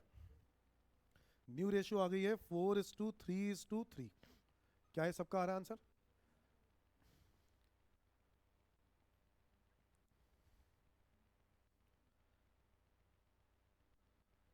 सिंपली आपको क्वेश्चन में बोल दिया है कि निष्ठा का जो पहले का शेयर है वो कितना है 3/5, और इसमें से ज्योति को एडमिट किया 3/10 शेयर के लिए, जिसमें से 2/10 निष्ठा से मिल गया, 1/10 किससे मिल गया?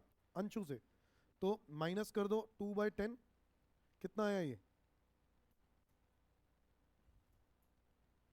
और अंशु का पहले से कितना था 2/5, और अंशु ने कितना शेयर किया 1/10, तो 1/10 हटा दो, यार है 3/10. बेटा ये 4/10 आ गया, ये 3/10 आ गया, डिनोमिनेटर में दोनों में क्या है 10, तो हमें इसको, ये तो ऑलरेडी 3/10 डिनोमिनेटर में 10 ही दिया हुआ है, तो आंसर आ गया 4:3:3. ये भी एग्जाम में आया हुआ है. देखो ये मत सोचना कि एग्जाम में आसान क्वेश्चन नहीं आते, ऐसा कुछ नहीं है, आसान बहुत आसान भी आते हैं. ठीक है, मुश्किल आसान दोनों मिक्स ही होंगे.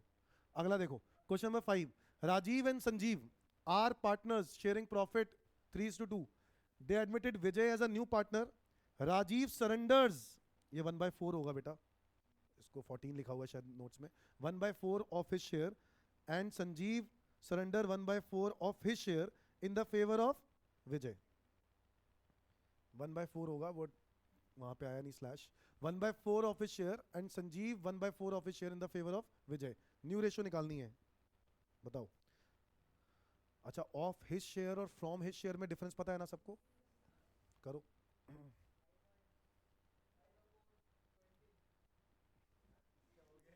9/20. अबे न्यू रेशियो बतानी है, सिर्फ एक की नहीं बतानी, सबकी, तीनों को मिला के बता. 9/20. 965. बताओ. अरे कर नहीं रहा इसमें.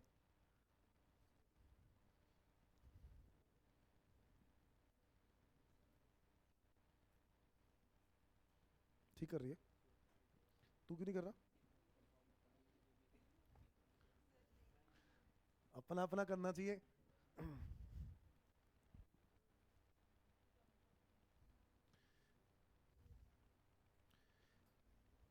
हाँ जी, तो राजीव ने, देखो ओल्ड रेशियो दी हुई है राजीव और संजीव की 3:2, और they admitted Vijay as a new partner. Rajeev ने सरेंडर किया है 1/4 ऑफ हिज शेयर. पहले से कितना था 3/5, अरे बोलो, उसमें से 3/5 का कितना दे दिया उसने,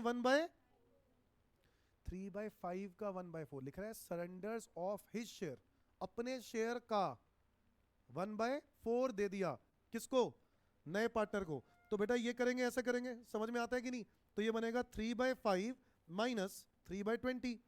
डिनोमिनेटर क्या आ गया, एलसीएम लेके 20, 12 माइनस 3, 9/20. अगला बताओ, और एस का क्या है, 2/5 माइनस 2/5 का 1/4. बोलो यस और नो. तो ये बनेगा क्या, 2/5 माइनस 2/20, एलसीएम लेंगे तो ये आ गया 8, 6/20. यही किया सबने. और फिर जो नया पार्टनर है विजय, उसका बहुत ही आसान है दोस्तों. विजय का क्या करो, जो जो इन्होंने सरेंडर किया है ना, वही उनको ऐड कर दो, वही उनका शेयर बन जाएगा. तो 3/5 यानी 3/20 हो गया ये, और ये हो गया 2/20. तो ये टोटल हो गया 5/20. तो रेशियो आई 9:6:5.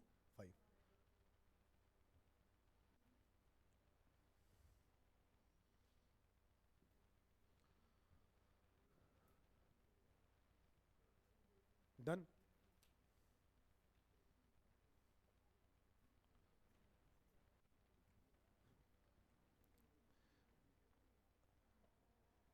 तो ये सेकंड आपका होमवर्क है, ऐसे ही कर लेना आप।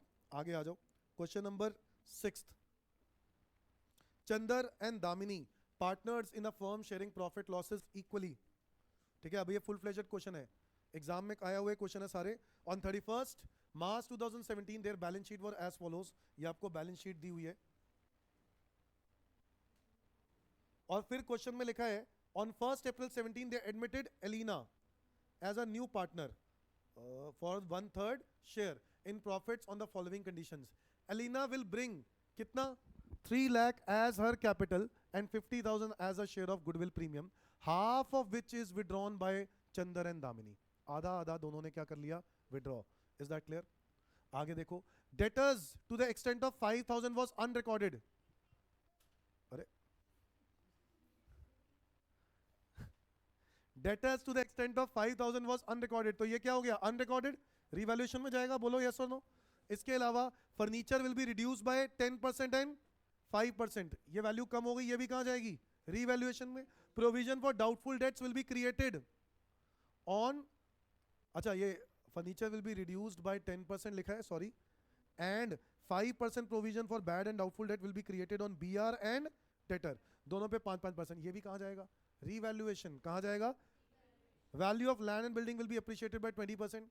There is a claim against the firm for damages, a liability to the extent of 8,000, ये भी क्या हो गई, अनरिकॉर्डेड लायबिलिटी। ये भी एक नई लायबिलिटी आ गई, कितने रुपए की, 8,000। ये सब कहां जाएगा, रिवैल्यूएशन, बैलेंस शीट। भाई कॉमर्स ना। रिवैल्यूएशन में तो रिवैल्यूएशन अकाउंट बनाना है और पार्टनर्स कैपिटल, 2018 के एग्जाम में आया हुआ ये 6 नंबर का क्वेश्चन।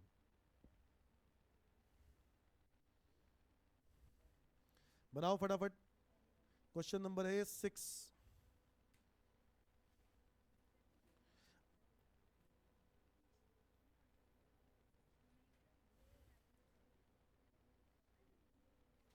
देखो एक बात तो समझ लो, अगर क्वेश्चन में जो मांगा है ना उसी के नंबर मिलने हैं। क्वेश्चन ने क्या मांगा है, रिवैल्यूएशन एंड पार्टनर्स कैपिटल, तो नंबर इसी के मिलने हैं। अगर आप जर्नल एंट्री कर रहे हो तो जर्नल एंट्री भी है part, but journal entry is a part of working notes, उस केस में वो मेन आंसर नहीं है। मेन आंसर क्या होगा, जो क्वेश्चन ने मांगा। और क्या मांगा बताओ, रिवैल्यूएशन एंड, नहीं तो वो ये कह सकता था पास journal entries and prepare revaluation partners capital, उसने ऐसा नहीं बोला। जर्नल एंट्री तो अभी भी हम पास करेंगे, बट अपने लिए करेंगे। Is that clear? Revaluation account में क्या क्या आएगा बोलो, debtors to the extent of 5,000 was unrecorded, बताओ, बाय डेटर्स कितने रुपए, furniture will be reduce by 10% and 5%, furniture will be reduce, furniture कम होगा तो नुकसान है ना, बताओ कितनी वैल्यू आई। अगला बताओ, प्रोविजन, प्रोविजन बनाने से हमें क्या हो रहा है, नुकसान। Provision for bad debts, debtors पे और बीआर पे दोनों पे बनाना है। डेटर्स पे है 75 + 5, अभी अभी नए नए डेटर आए हैं हमारे सामने। अरे बोलो, 5,000 के अनरिकॉर्डेड थे, इसका मतलब है डेटर टोटल कितने हैं, 80। अरे बोलो हाँ या ना, तो 75 पे नहीं बनाना, 80 पे बनाना है। 80,000 के डेटर्स और बीआर कितने का है, 45, कितना हो गया टोटल, 125। और इस पर कितना प्रोविजन क्रिएट करना है, देखो 5%, कितना बना, 6,250। बेटा समझ में आया सबको? बेटा कोई डाउट है? डेटर्स कितने थे पहले से, 75। आपको बोला गया कि अनरिकॉर्डेड डेटर हैं जो कि हम लोगों ने रिकॉर्ड ही नहीं किए, तो इसका मतलब है वो बैलेंस शीट में जो डेटर हैं वो रिकॉर्ड, अभी जो 5,000 के जो डेटर हैं वो रिकॉर्ड अब तक नहीं हुए, तो अब कर रहे हैं, तो 5,000 पे और बढ़ा के फिर प्रोविजन क्रिएट करेंगे ना। तो 80,000 वो हो गया, और बीआर कितने का, उन्होंने कहा प्रोविजन बीआर पे भी बनाओ, तो बीआर पे भी बना रहे हैं हम, दोनों पे बना दिया। कितना है, 6,250। आगे बताओ, land and building will be appreciated, फायदा हुआ नुकसान, तो लैंड एंड बिल्डिंग फायदे वाली साइड पे आ जाएगा। 20%, कितना, और बताओ, लाइबिलिटी, आपको एक नई लाइबिलिटी मिली है, तो नुकसान हो गया टू अनरिकॉर्डेड लाइबिलिटी। बताओ कितना?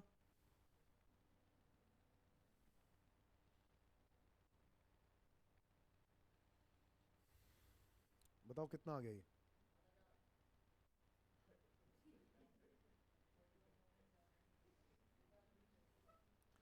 ये अपनी अलग ही कैलकुलेशन में लगा हुआ है। कितना आ रहा है? 41,000 प्रॉफिट ऑन रीवैल्यूएशन। बच्चों बांट दें हम लोग दोनों पार्टनर्स को, सी और डी। कौन सी रेशियो है इनकी? इक्वल रेशियो है, सबसे अच्छी रेशियो है। बताओ कितना आया?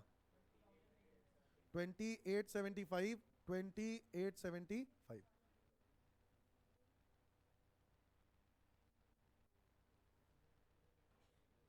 अरे ये तो सबसे तुम्हारे लिए सबसे आसान होना चाहिए रिवैल्यूएशन अकाउंट। नहीं, इसमें तो करना ही क्या है।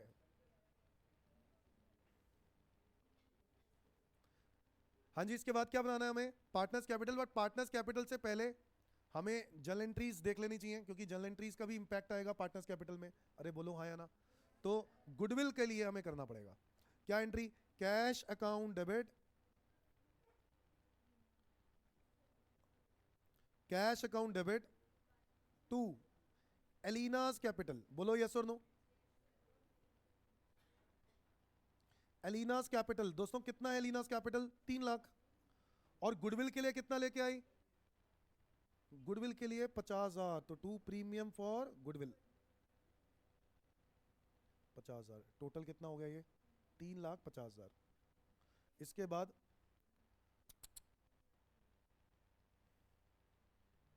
3,50,000 डन। फिर इसके बाद प्रीमियम फॉर गुडविल डेबिट। ये हम सैक्रिफाइसिंग पार्टनर्स को बांट देंगे। आप लोग सैक्रिफाइसिंग निकालोगे तो शायद इक्वली आएगा। क्यों? क्योंकि रेशियो 1/3 है और उनकी रेशियो 1:1 ही है, तो इसलिए इक्वल रेशियो ही आएगी। To C to D. बताना कितना?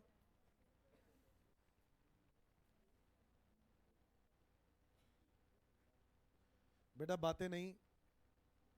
50,000 पे 25 टू चंदर टू दामिनी हमने प्रीमियम बांट दिया। और अब इसका भी आधा गुडविल लिख रहा है question, half of which will be withdrawn by Chander and Damini. क्या एंट्री होगी? Chander debit, Damini debit to cash. कितना? 12,500, 12,500 और 25,000।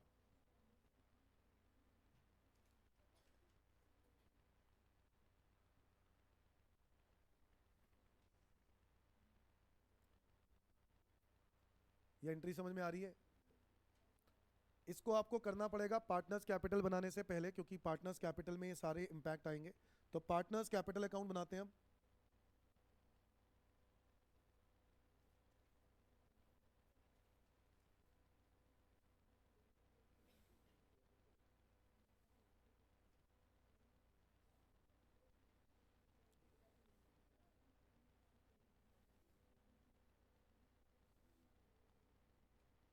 हाँ जी बताओ। सबसे पहले आपके पास ऑलरेडी कैपिटल दिया होगा। कितना ओपनिंग बैलेंस दिया कैपिटल का चंदर और दामिनी का? 2.5 लाख और 216। तो 2.5 लाख और 216। इसके बाद आपको क्वेश्चन में ये बोला गया है कि कुछ कैश लेके आए हैं एलिना, तो एंट्री क्या होगी? Cash account debit to Elina. तो एलिना के कैपिटल को क्या किया है? क्रेडिट। तो इसकी क्रेडिट साइड पे डाल देंगे बाय कैश। कितना अमाउंट? 3 लाख।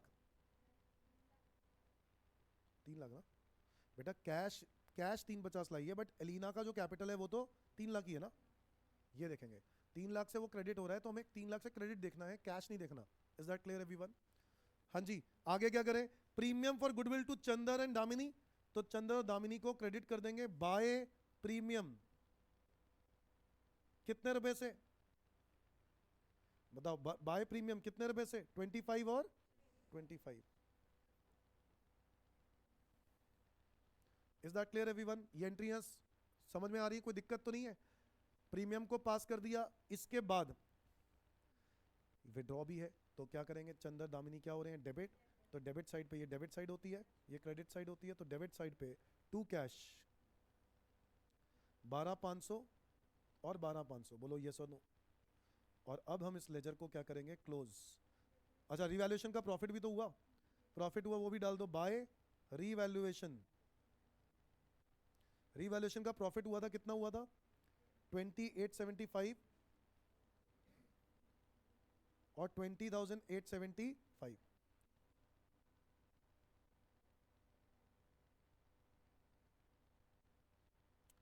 टोटल बता दो कितना है ये?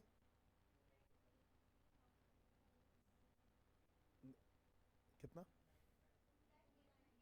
283। अच्छा, तुम बैलेंसिंग फिगर बता रहे हो? 290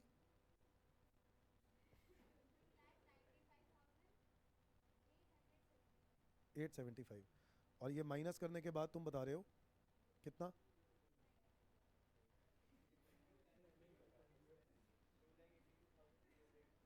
282।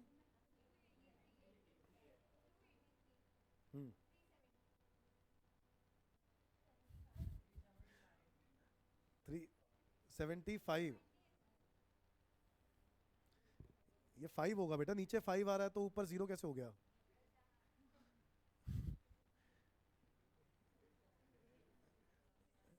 क्या हो गया बेटा, क्या हो गया है? 261 आ रहा है? अच्छा अच्छा, तो बोल तो सही बेटा पूरा। 261, 261, 261।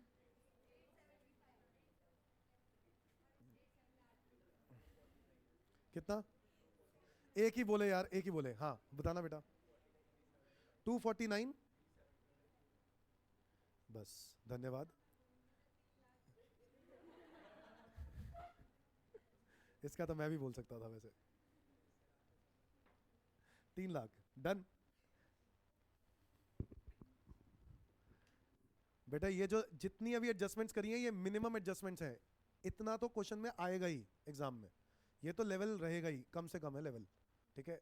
इससे ज़्यादा हो सकता है, इससे कम तो नहीं होने वाला, ठीक है? अगला क्वेश्चन देखो, क्वेश्चन नंबर 6। इसमें बैलेंस शीट नहीं बनानी थी, पहले फटाफट बताओ, नोट कर लिया? कौन सा क्वेश्चन किया था हमने? 7। 7 देखो जरा फटाफट।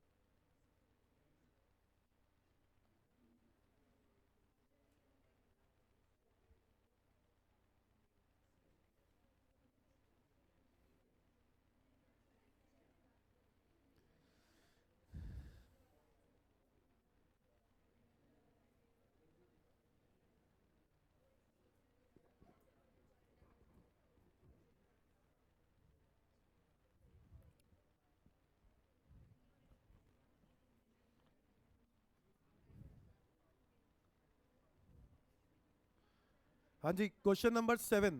बेटा बातें नहीं। Krishna and Suresh were partners in a firm sharing profits in ratio of 3:1.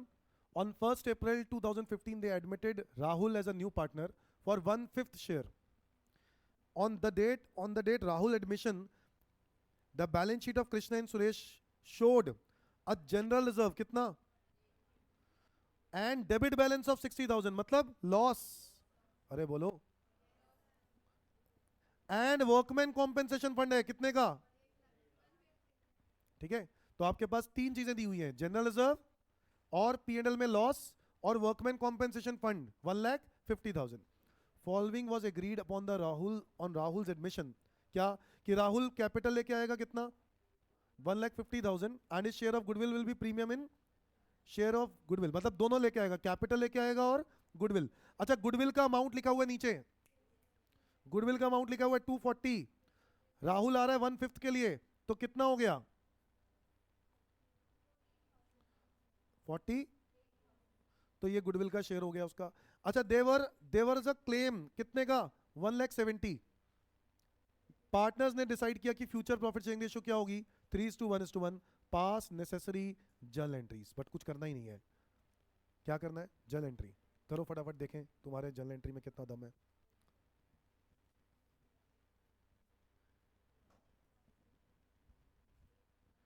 एक दूसरे के आंसर मत देखो, समझो तुम्हारा पेपर ही हो रहा है, एग्जाम ही है, अपना अपना करो।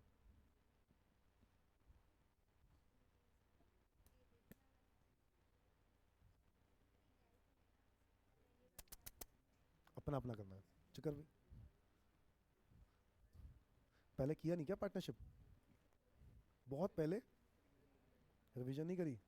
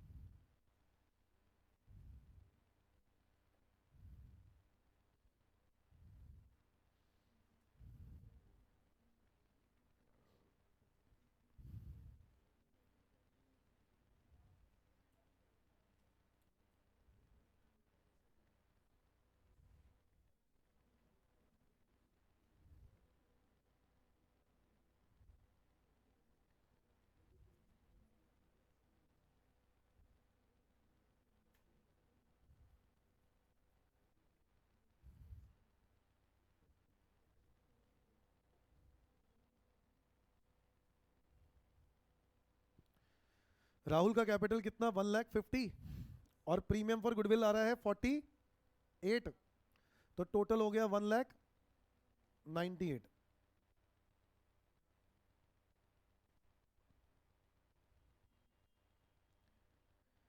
इसके बाद premium for goodwill to sacrificing partners. दोस्तों देखो जरा, सेक्रीफाइसिंग निकालो फटाफट। सेम ही आ रहा है? हाँ, सेम ही आ रहा है। To Krishna to Suresh, 3:1। तो कितना हो गया अमाउंट 48 का? 36 और 12।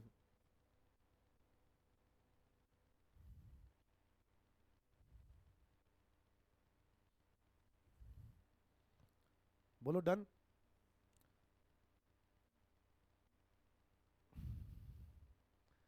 अब क्वेश्चन में अगर रिजर्व भी दिया हुआ था और रिजर्व भी बांटना है, बट उससे पहले, हाँ, वर्कमैन कॉम्पेंसेशन फंड दिया हुआ था। क्लेम है कितने का दोस्तों? 1,70,000 का। फंड कितने का है? 1.5 लाख रुपए का।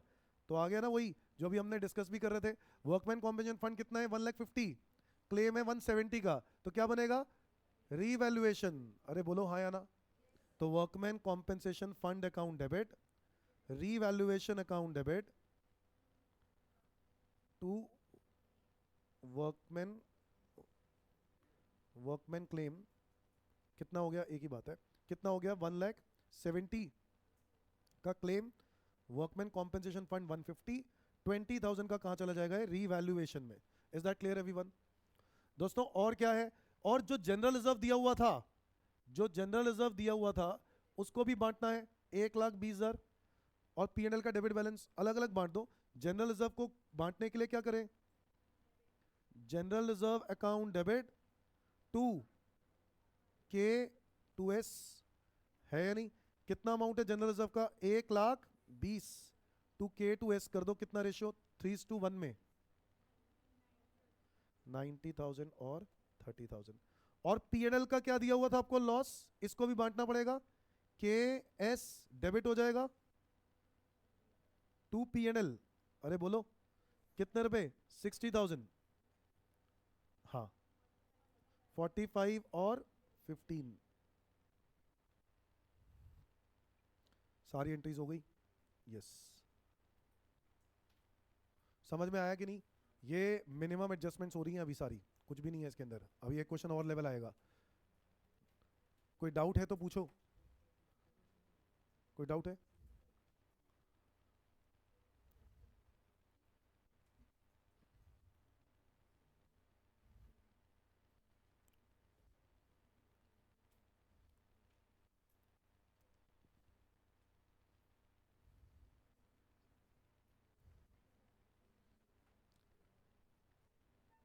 बढ़े बेटा आगे, अगले क्वेश्चन पे चलो फटाफट। Question number 8, question number 8।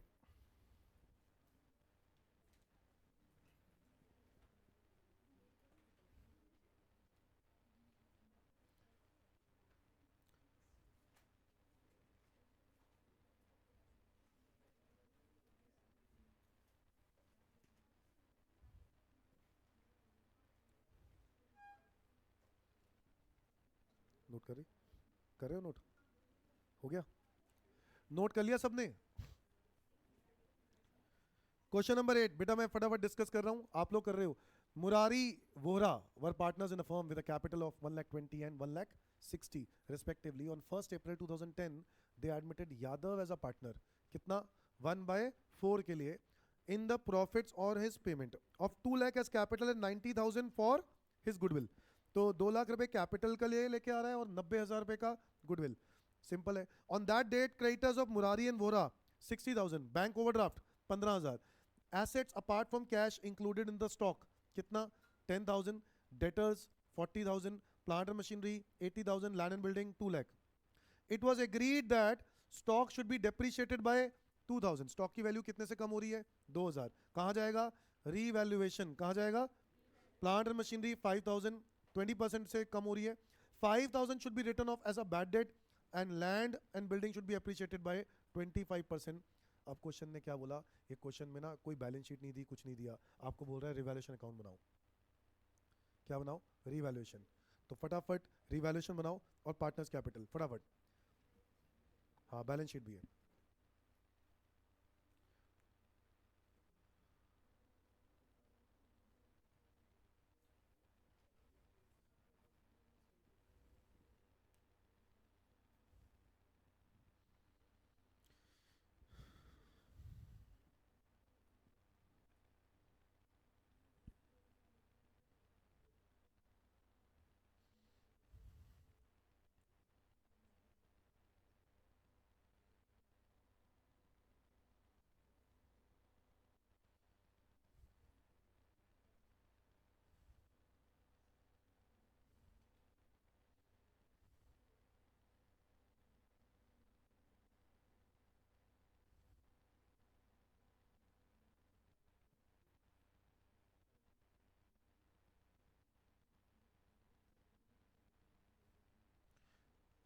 Revaluation account फटाफट बताओ। स्टॉक आएगा, स्टॉक की वैल्यू कम हो रही है तो नुकसान हुआ है कितने रुपए का दोस्तों?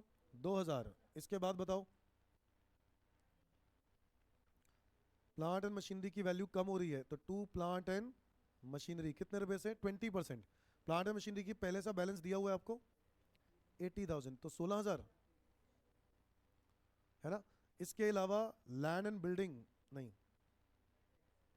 बैड डेट्स, बैड डेट्स हुए हैं आपको, नुकसान हुआ है 5,000 का तो 2 बैड डेट्स लिख दो, या डेटर्स भी लिख सकते हो। डेटर्स की वैल्यू कम हो गई है 5,000 रुपए से। और बताओ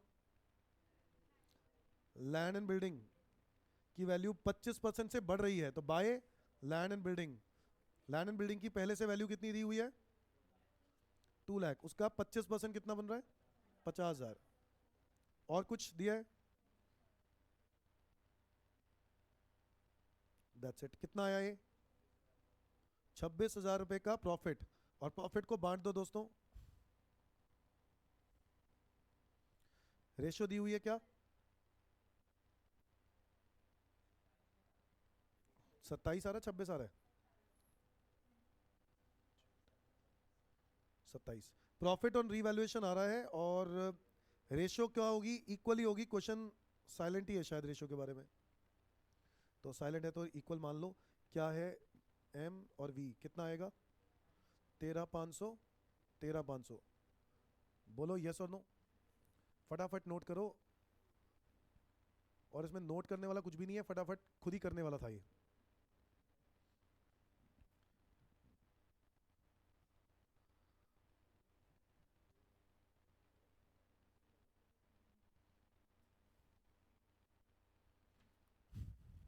रीवैल्यूएशन के बाद अगला क्या काम करना है? Partners capital. But partners capital से पहले कुछ एंट्री पास कर लेते हैं दोस्तों। क्या क्या एंट्री है?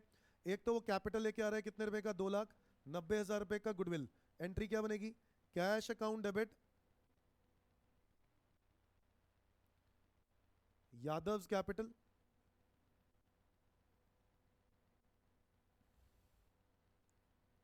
To premium for goodwill. बताओ कैश कितना लेके आ रहा है वो? टोटल 2,90,000।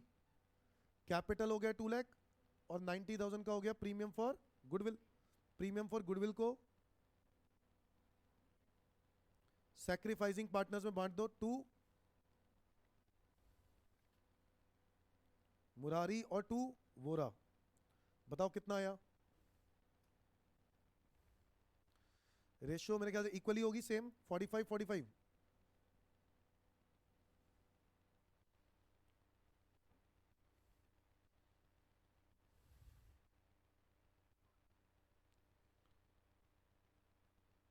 फटाफट बनाओ पार्टनर्स कैपिटल अकाउंट।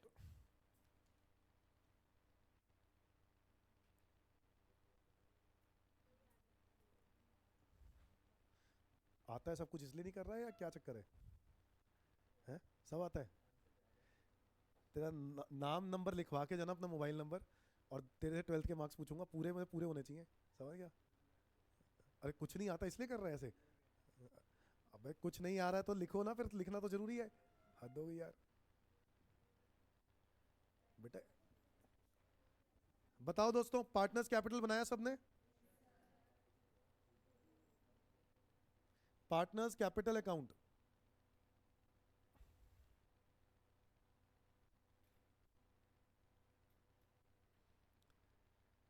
एक है मुरारी वोरा यादव।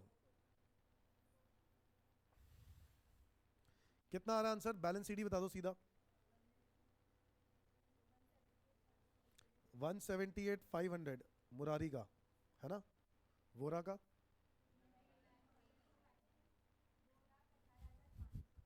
2,18,500। यादव का 2 लाख।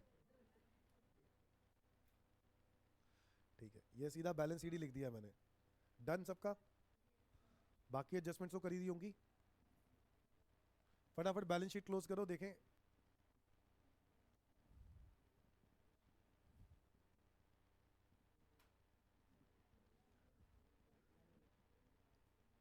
क्यों बेटा? बेटा प्रैक्टिस। ये क्वेश्चन किया वो सेम, और कर करके थक गया तू। इतना कर लिया। ये क्या ये तेरे यहाँ पे क्रॉस मार्क लगा हुआ है, जैसे वो तेजा तेजा क्राइम मास्टर गोगो को, उसको एक मूवी है ना उसमें क्या बात है, तू बदमाश बंदा है मतलब है। तभी नहीं कर रहा क्वेश्चन, बदमाश है, मुझे क्या मन रखेगा है? कर बेटा, प्रैक्टिस कर, जितनी प्रैक्टिस कर सकते हैं उतना अच्छा है। एग्जाम में ऐसे ही होना चाहिए कि तुम्हें क्वेश्चन देखे और तुम्हें रीड करते ही तुम्हें पता है कि क्या करना है फटाफट। तो वो चीज़ अच्छी बात है, वो बोर नहीं होगा उससे। नंबर जब आएंगे ना पूरे में से पूरे, तो तेरे पेरेंट्स को भी प्राउड फील होगा, है ना? हाँ बेटा।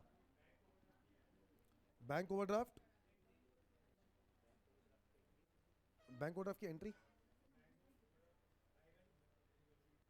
बैलेंस शीट में आएगा ना बेटा? लाइबिलिटी है ना, बैलेंस शीट में आएगा।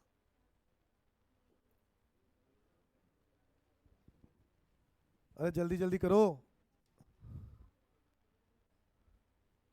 देखें कौन कर रहा है कौन नहीं कर रहा है। ये करेगा तेरी जगह, एग्जाम में भी ऐसे ही होगा। तू क्यों नहीं लिख रहा? लेके नहीं आ रही? ओ, इन्होंने अभी स्टार्ट कर दिया। इन्होंने कहा अब तो आ ही गए हैं सामने, अब करना पड़ेगा। थैंक यू बेटा, इतनी इज्जत तो रख ली। ये देखो ये क्या लिखा है? ये कौन सा डिजाइन बना रहा है भाई? हाँ, वेरी गुड वेरी गुड, बहुत अच्छे जा रहे हो।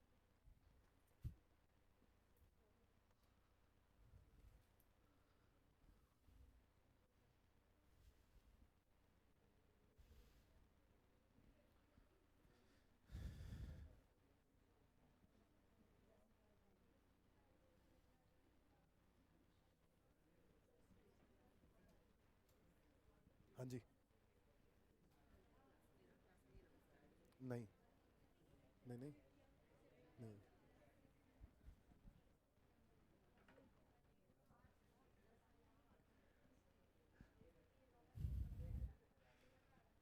हो गया भाई। बैलेंस शीट मैच हुई कि नहीं हुई? नहीं हुई।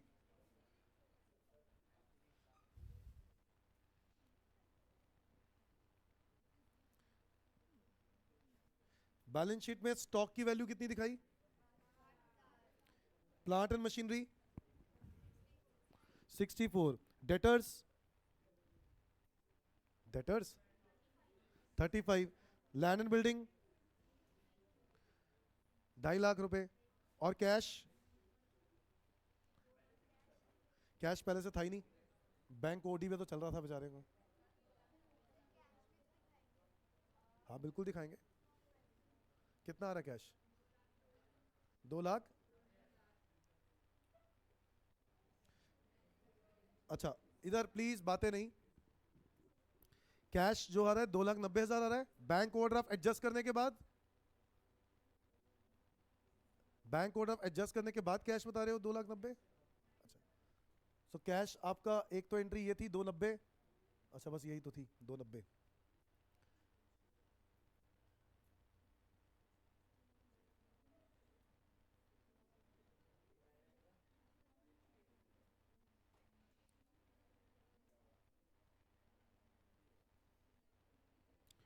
इसमें ना, अच्छा बेटा एक मिनट, बातें नहीं प्लीज, इधर एक मिनट। कैश का ना बैलेंस क्वेश्चन में दिया नहीं हुआ, तो कैश का ना बैलेंस हमें फाइंड आउट करना पड़ेगा। ठीक है, ये क्वेश्चन एग्जाम में देखो, अब ऐसा कोई ट्रिक निकल आती है जो तुमने नहीं की हो, है ना, नहीं किया था ना ऐसा कुछ। कैश में इसमें बैलेंस दिया नहीं है, इसका मेमोरेंडम बैलेंस शीट बनाकर, क्या बना के, मेमोरेंडम बैलेंस शीट, मेमोरेंडम क्या होता है, रफ, एक रफ बैलेंस शीट बनाकर आप कैश का बैलेंस पहले फाइंड आउट करो, उन्हीं एसेट्स और लाइबिलिटीज को डाल के जो पहले से दिए हुए हैं, जो पहले से फिगर्स दी हुई है ना, उन्हीं बैलेंसिंग फिगर्स सब चीजों को डाल दो, और जो बैलेंसिंग फिगर है वो निकाल लो। कैसे निकालोगे? मेमोरेंडम बैलेंस शीट बनाओ पहले। मेमोरेंडम का मतलब क्या हुआ? एक रफ बैलेंस शीट है ये। और ये क्यों बना रहे हैं? क्योंकि हमारे पास क्वेश्चन में कैश गिवन नहीं है। मुझे बताओ क्या क्या गिवन है वो डाल दो। कैपिटल्स दिए हुए हैं, बेटा बातें नहीं, 1,20,000 रुपए का, और वोहरा का कितना है, 1,60,000 रुपए का। और क्या लाइबिलिटी दी हुई है दोस्तों? क्रेडिटर्स, क्रेडिटर्स कितने दिए हुए थे? 60,000। और बताओ, बैंक ओवरड्राफ्ट, बैंक ओवरड्राफ्ट कितना दिया हुआ है? 15,000। इसके अलावा एसेट साइड पे स्टॉक, स्टॉक कितना दिया हुआ है?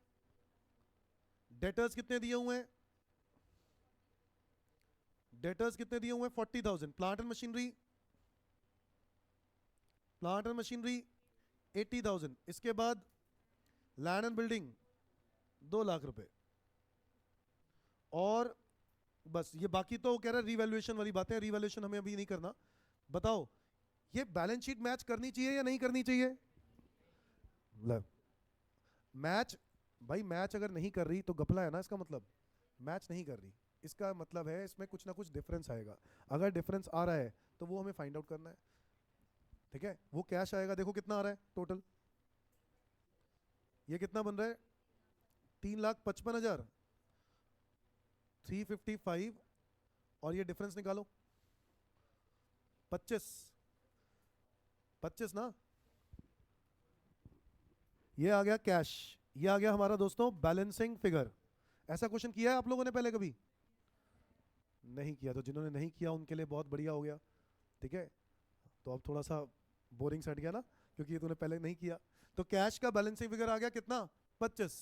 अब दोस्तों ये 25,000 का जो कैश का बैलेंसिंग फिगर है, उसमें 290 वो वाले क्या कर दो, ऐड, जो आप बैलेंस शीट बना रहे थे। अब चेक करो, टोटल मैच कर जाएगा आपका। कितना आ रहा है?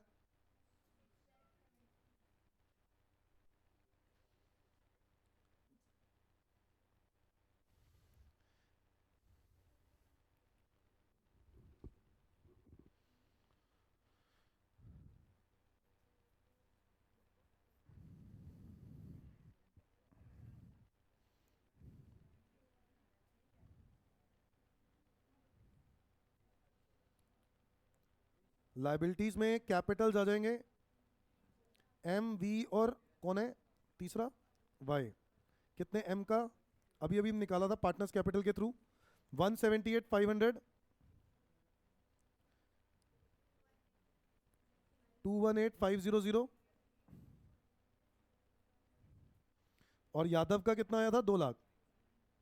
अरे बोलो, इसमें कोई डाउट? इसके बाद क्या है, बैंक ओडी। बैंक ओडी बताओ कितना है दोस्तों, 15,000। इसके बाद बताओ क्रेडिटर्स, क्रेडिटर्स में कुछ चेंज आए थे क्या, रीवैल्यूएशन नहीं थी, कितने रुपए की, एज इट इज आ जाएगी। इसके बाद एसेट्स में आ जाओ, एसेट्स में सबसे पहले स्टॉक, स्टॉक लिख रहे हो तो कोई बात नहीं, स्टॉक वैसे कोशिश किया करो कि फिक्स एसेट्स पहले और इसके बाद लिक्विड एसेट्स। इसको भी 11th क्लास में सिखाया जाता है। बैलेंस शीट के 2 तरीके होते हैं, एक होता है इन ऑर्डर ऑफ परमानेंस, एक होता है इन ऑर्डर ऑफ लिक्विडिटी। नहीं सुना है कभी, 11th क्लास में सिखाया होगा। इन ऑर्डर ऑफ परमानेंस का मतलब है पहले परमानेंट चीजें फिर लिक्विड चीजें। हाँ, तो पहले फिक्स एसेट आना चाहिए, बट चलो अभी फिलहाल हम लोग मैच कर रहे हैं। स्टॉक कितना, 8,000 रुपए, बोलो यस और नो। इसके अलावा डेट और डेटर्स 30।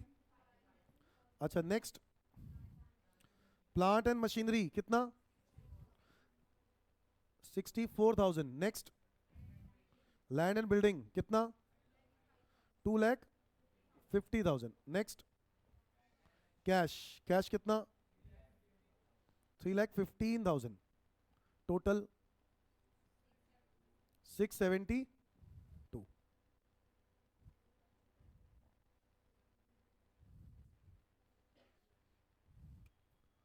तो हमारी ये बैलेंस शीट इसीलिए मैच नहीं हो रही थी क्योंकि हमारे पास वो इंफॉर्मेशन ही अधूरी थी, उसमें इंफॉर्मेशन मिसिंग थी, तो वो पहले मिसिंग फिगर निकालनी पड़ी, कैश निकालना पड़ा हमें। Is that clear? तो कई बार क्वेश्चन ऐसा होगा, तो आप अगर बैलेंस शीट मैच ना हो रही हो तो आपका दिमाग इस वे में चलना चाहिए, क्या कि हमें मेमोरेंडम बनाना पड़ेगा। हो सकता है वही बैलेंस शीट ही जो इन्फॉर्मेशन दी है वही मैच ना हो रही हो।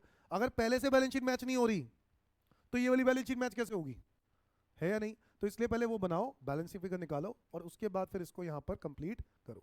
क्या ये बात क्लियर है दोस्तों? Is that clear?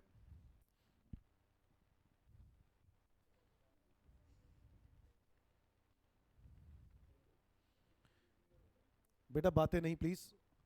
9th question सिर्फ डिस्कस कर रहा हूं, करवा नहीं रहा हूं फिलहाल, 9th क्वेश्चन डिस्कस कर रहा हूं। संजना आलोक, प्लीज ध्यान से देखना। पार्टनर्स हैं 3:2। वर्कमैन कॉम्पेंसेशन फंड दिया है 1 अप्रैल 2018 को। They admitted Nidhi as a new partner. Is that clear? Nidhi 1/4 share के लिए। इधर देखो गुडविल कितनी, 4 lakh. Nidhi brought the necessary amount to in cash for her share of goodwill premium. Necessary amount लेके आ रही है, ठीक है। नेसेसरी तो आप निकाल ही लोगे, गुडविल अगर ना दिया होता तो निकालना पड़ता, बट अगर गुडविल तो यहां पर है ही है, तो गुडविल का 1/4 निधि लेके आएगी, half of which is withdrawn by, ये एंट्री हो जाएगी। बोलो कैश टू प्रीमियम, है ना, फिर premium to partners capital sacrificing में, और फिर partners capital account debit to cash. आगे देखो, स्टॉक वाज इंक्रीज, ये भी हो जाएगा। फर्नीचर रिड्यूस, ये भी हो जाएगा। इन्वेस्टमेंट वर टू बी, अच्छा दोनों में फर्क देखो, stock is to be increase by 20% और फर्नीचर में देखो क्या लिखा है, furniture is to be reduce to 90%, मतलब 10% कम हुआ है, 90% नहीं कम करना। रिड्यूस बाय 90% नहीं है, टू, तो इंग्लिश की मतलब इंग्लिश की है यहां पर ना दिक्कत, तो इंग्लिश टू लिखा है, बाय नहीं लिखा है। Is that clear? समझ में आया ना? 100 से 90 करना है, 100 से 90 का मतलब कितना, 10% कम करना है। आगे देखो, investments were to be valued at 3 lakh. Investments पहले से कितने दिए हुए हैं, 2 लाख, और आप इन्वेस्टमेंट को वैल्यू कितना कर रहे हो, 3, कितने से बढ़ा रहे हो, 1 लाख। आगे देखो, Alok took over the investment at this value, Nidhi bot 3 lakh. अच्छा, अगर अलोक इन्वेस्टमेंट ले गया, कोई पार्टनर इन्वेस्टमेंट ले गया, तो क्या एंट्री होती है? इन्वेस्टमेंट देखो एक एसेट है, देखो बड़ी सिंपल है, इन्वेस्टमेंट एक एसेट है। एसेट का बैलेंस कौन सा होता है, खत्म करना है, क्योंकि लेकर जा रहा है ना, तो इन्वेस्टमेंट को लेकर जा रहा है तो क्या करेंगे, क्रेडिट। और जो पार्टनर लेकर जा रहा है उसको क्या कर देंगे, डेबिट। तो एंट्री क्या बनी, Alok's partner, Alok's capital account debit to investment. अरे बोलो हाँ या ना? आगे देखो, Nidhi bot 3 lakh as capital and the capital of Sanjana and Alok were adjusted in their profit sharing ratio. आ गया एडजस्टमेंट ऑफ कैपिटल, प्लीज ध्यान से देखना। निधि कितना कैपिटल लेके आ रही है, और आगे लिख रहा है कि Capitals of Sanjana and Alok were adjusted in new profit sharing ratio. तो जो भी आपकी बैलेंसिंग फिगर आएगी ना, उसको हमें किस रेशियो में बांटना है? न्यू रेशियो में बांटना है। क्या ये बात समझ में आई? वो न्यू रेशियो में निकालना पड़ेगा, ठीक है। इस क्वेश्चन को हम अगली क्लास में करेंगे, बट आप लोग ये प्लीज 2019 का ये क्वेश्चन जो है ना, अगर आप कर सकते हो तो प्लीज करके आना ये वाला क्वेश्चन। हम अगली क्लास में रिटायरमेंट डेथ में कुछ है नहीं खास, ठीक है। जो मेन बातें हैं वो मैं अगली क्लास में डिस्कस करने वाला हूं, जैसे कि पार्टनर्स लोन, पता है ना आपको, पार्टनर्स लोन अकाउंट भी बनाना पड़ता है, एक एग्जीक्यूटर का अकाउंट बनाना पड़ता है डेथ पे, वो आपको आना चाहिए। तो वो सब बातें अगली क्लास में डिस्कस होंगी। अच्छा, अगली क्लास है हमारी कल ही है अकाउंट्स की क्लास, कल सेम टाइम। प्लीज कोशिश करो 2:30 बजे आने की। अरे इधर ध्यान से सुनो, ध्यान से सुनो, 2:30 बजे ही आना कल, ठीक है। आज आप लोग लेट आए हो, इस वजह से क्लास लेट स्टार्ट हुई है। 2:30 बजे आ जाना प्लीज, तो हम लोग टाइम पे स्टार्ट कर सकेंगे, ठीक है। आज के लिए इतना ही, थैंक यू।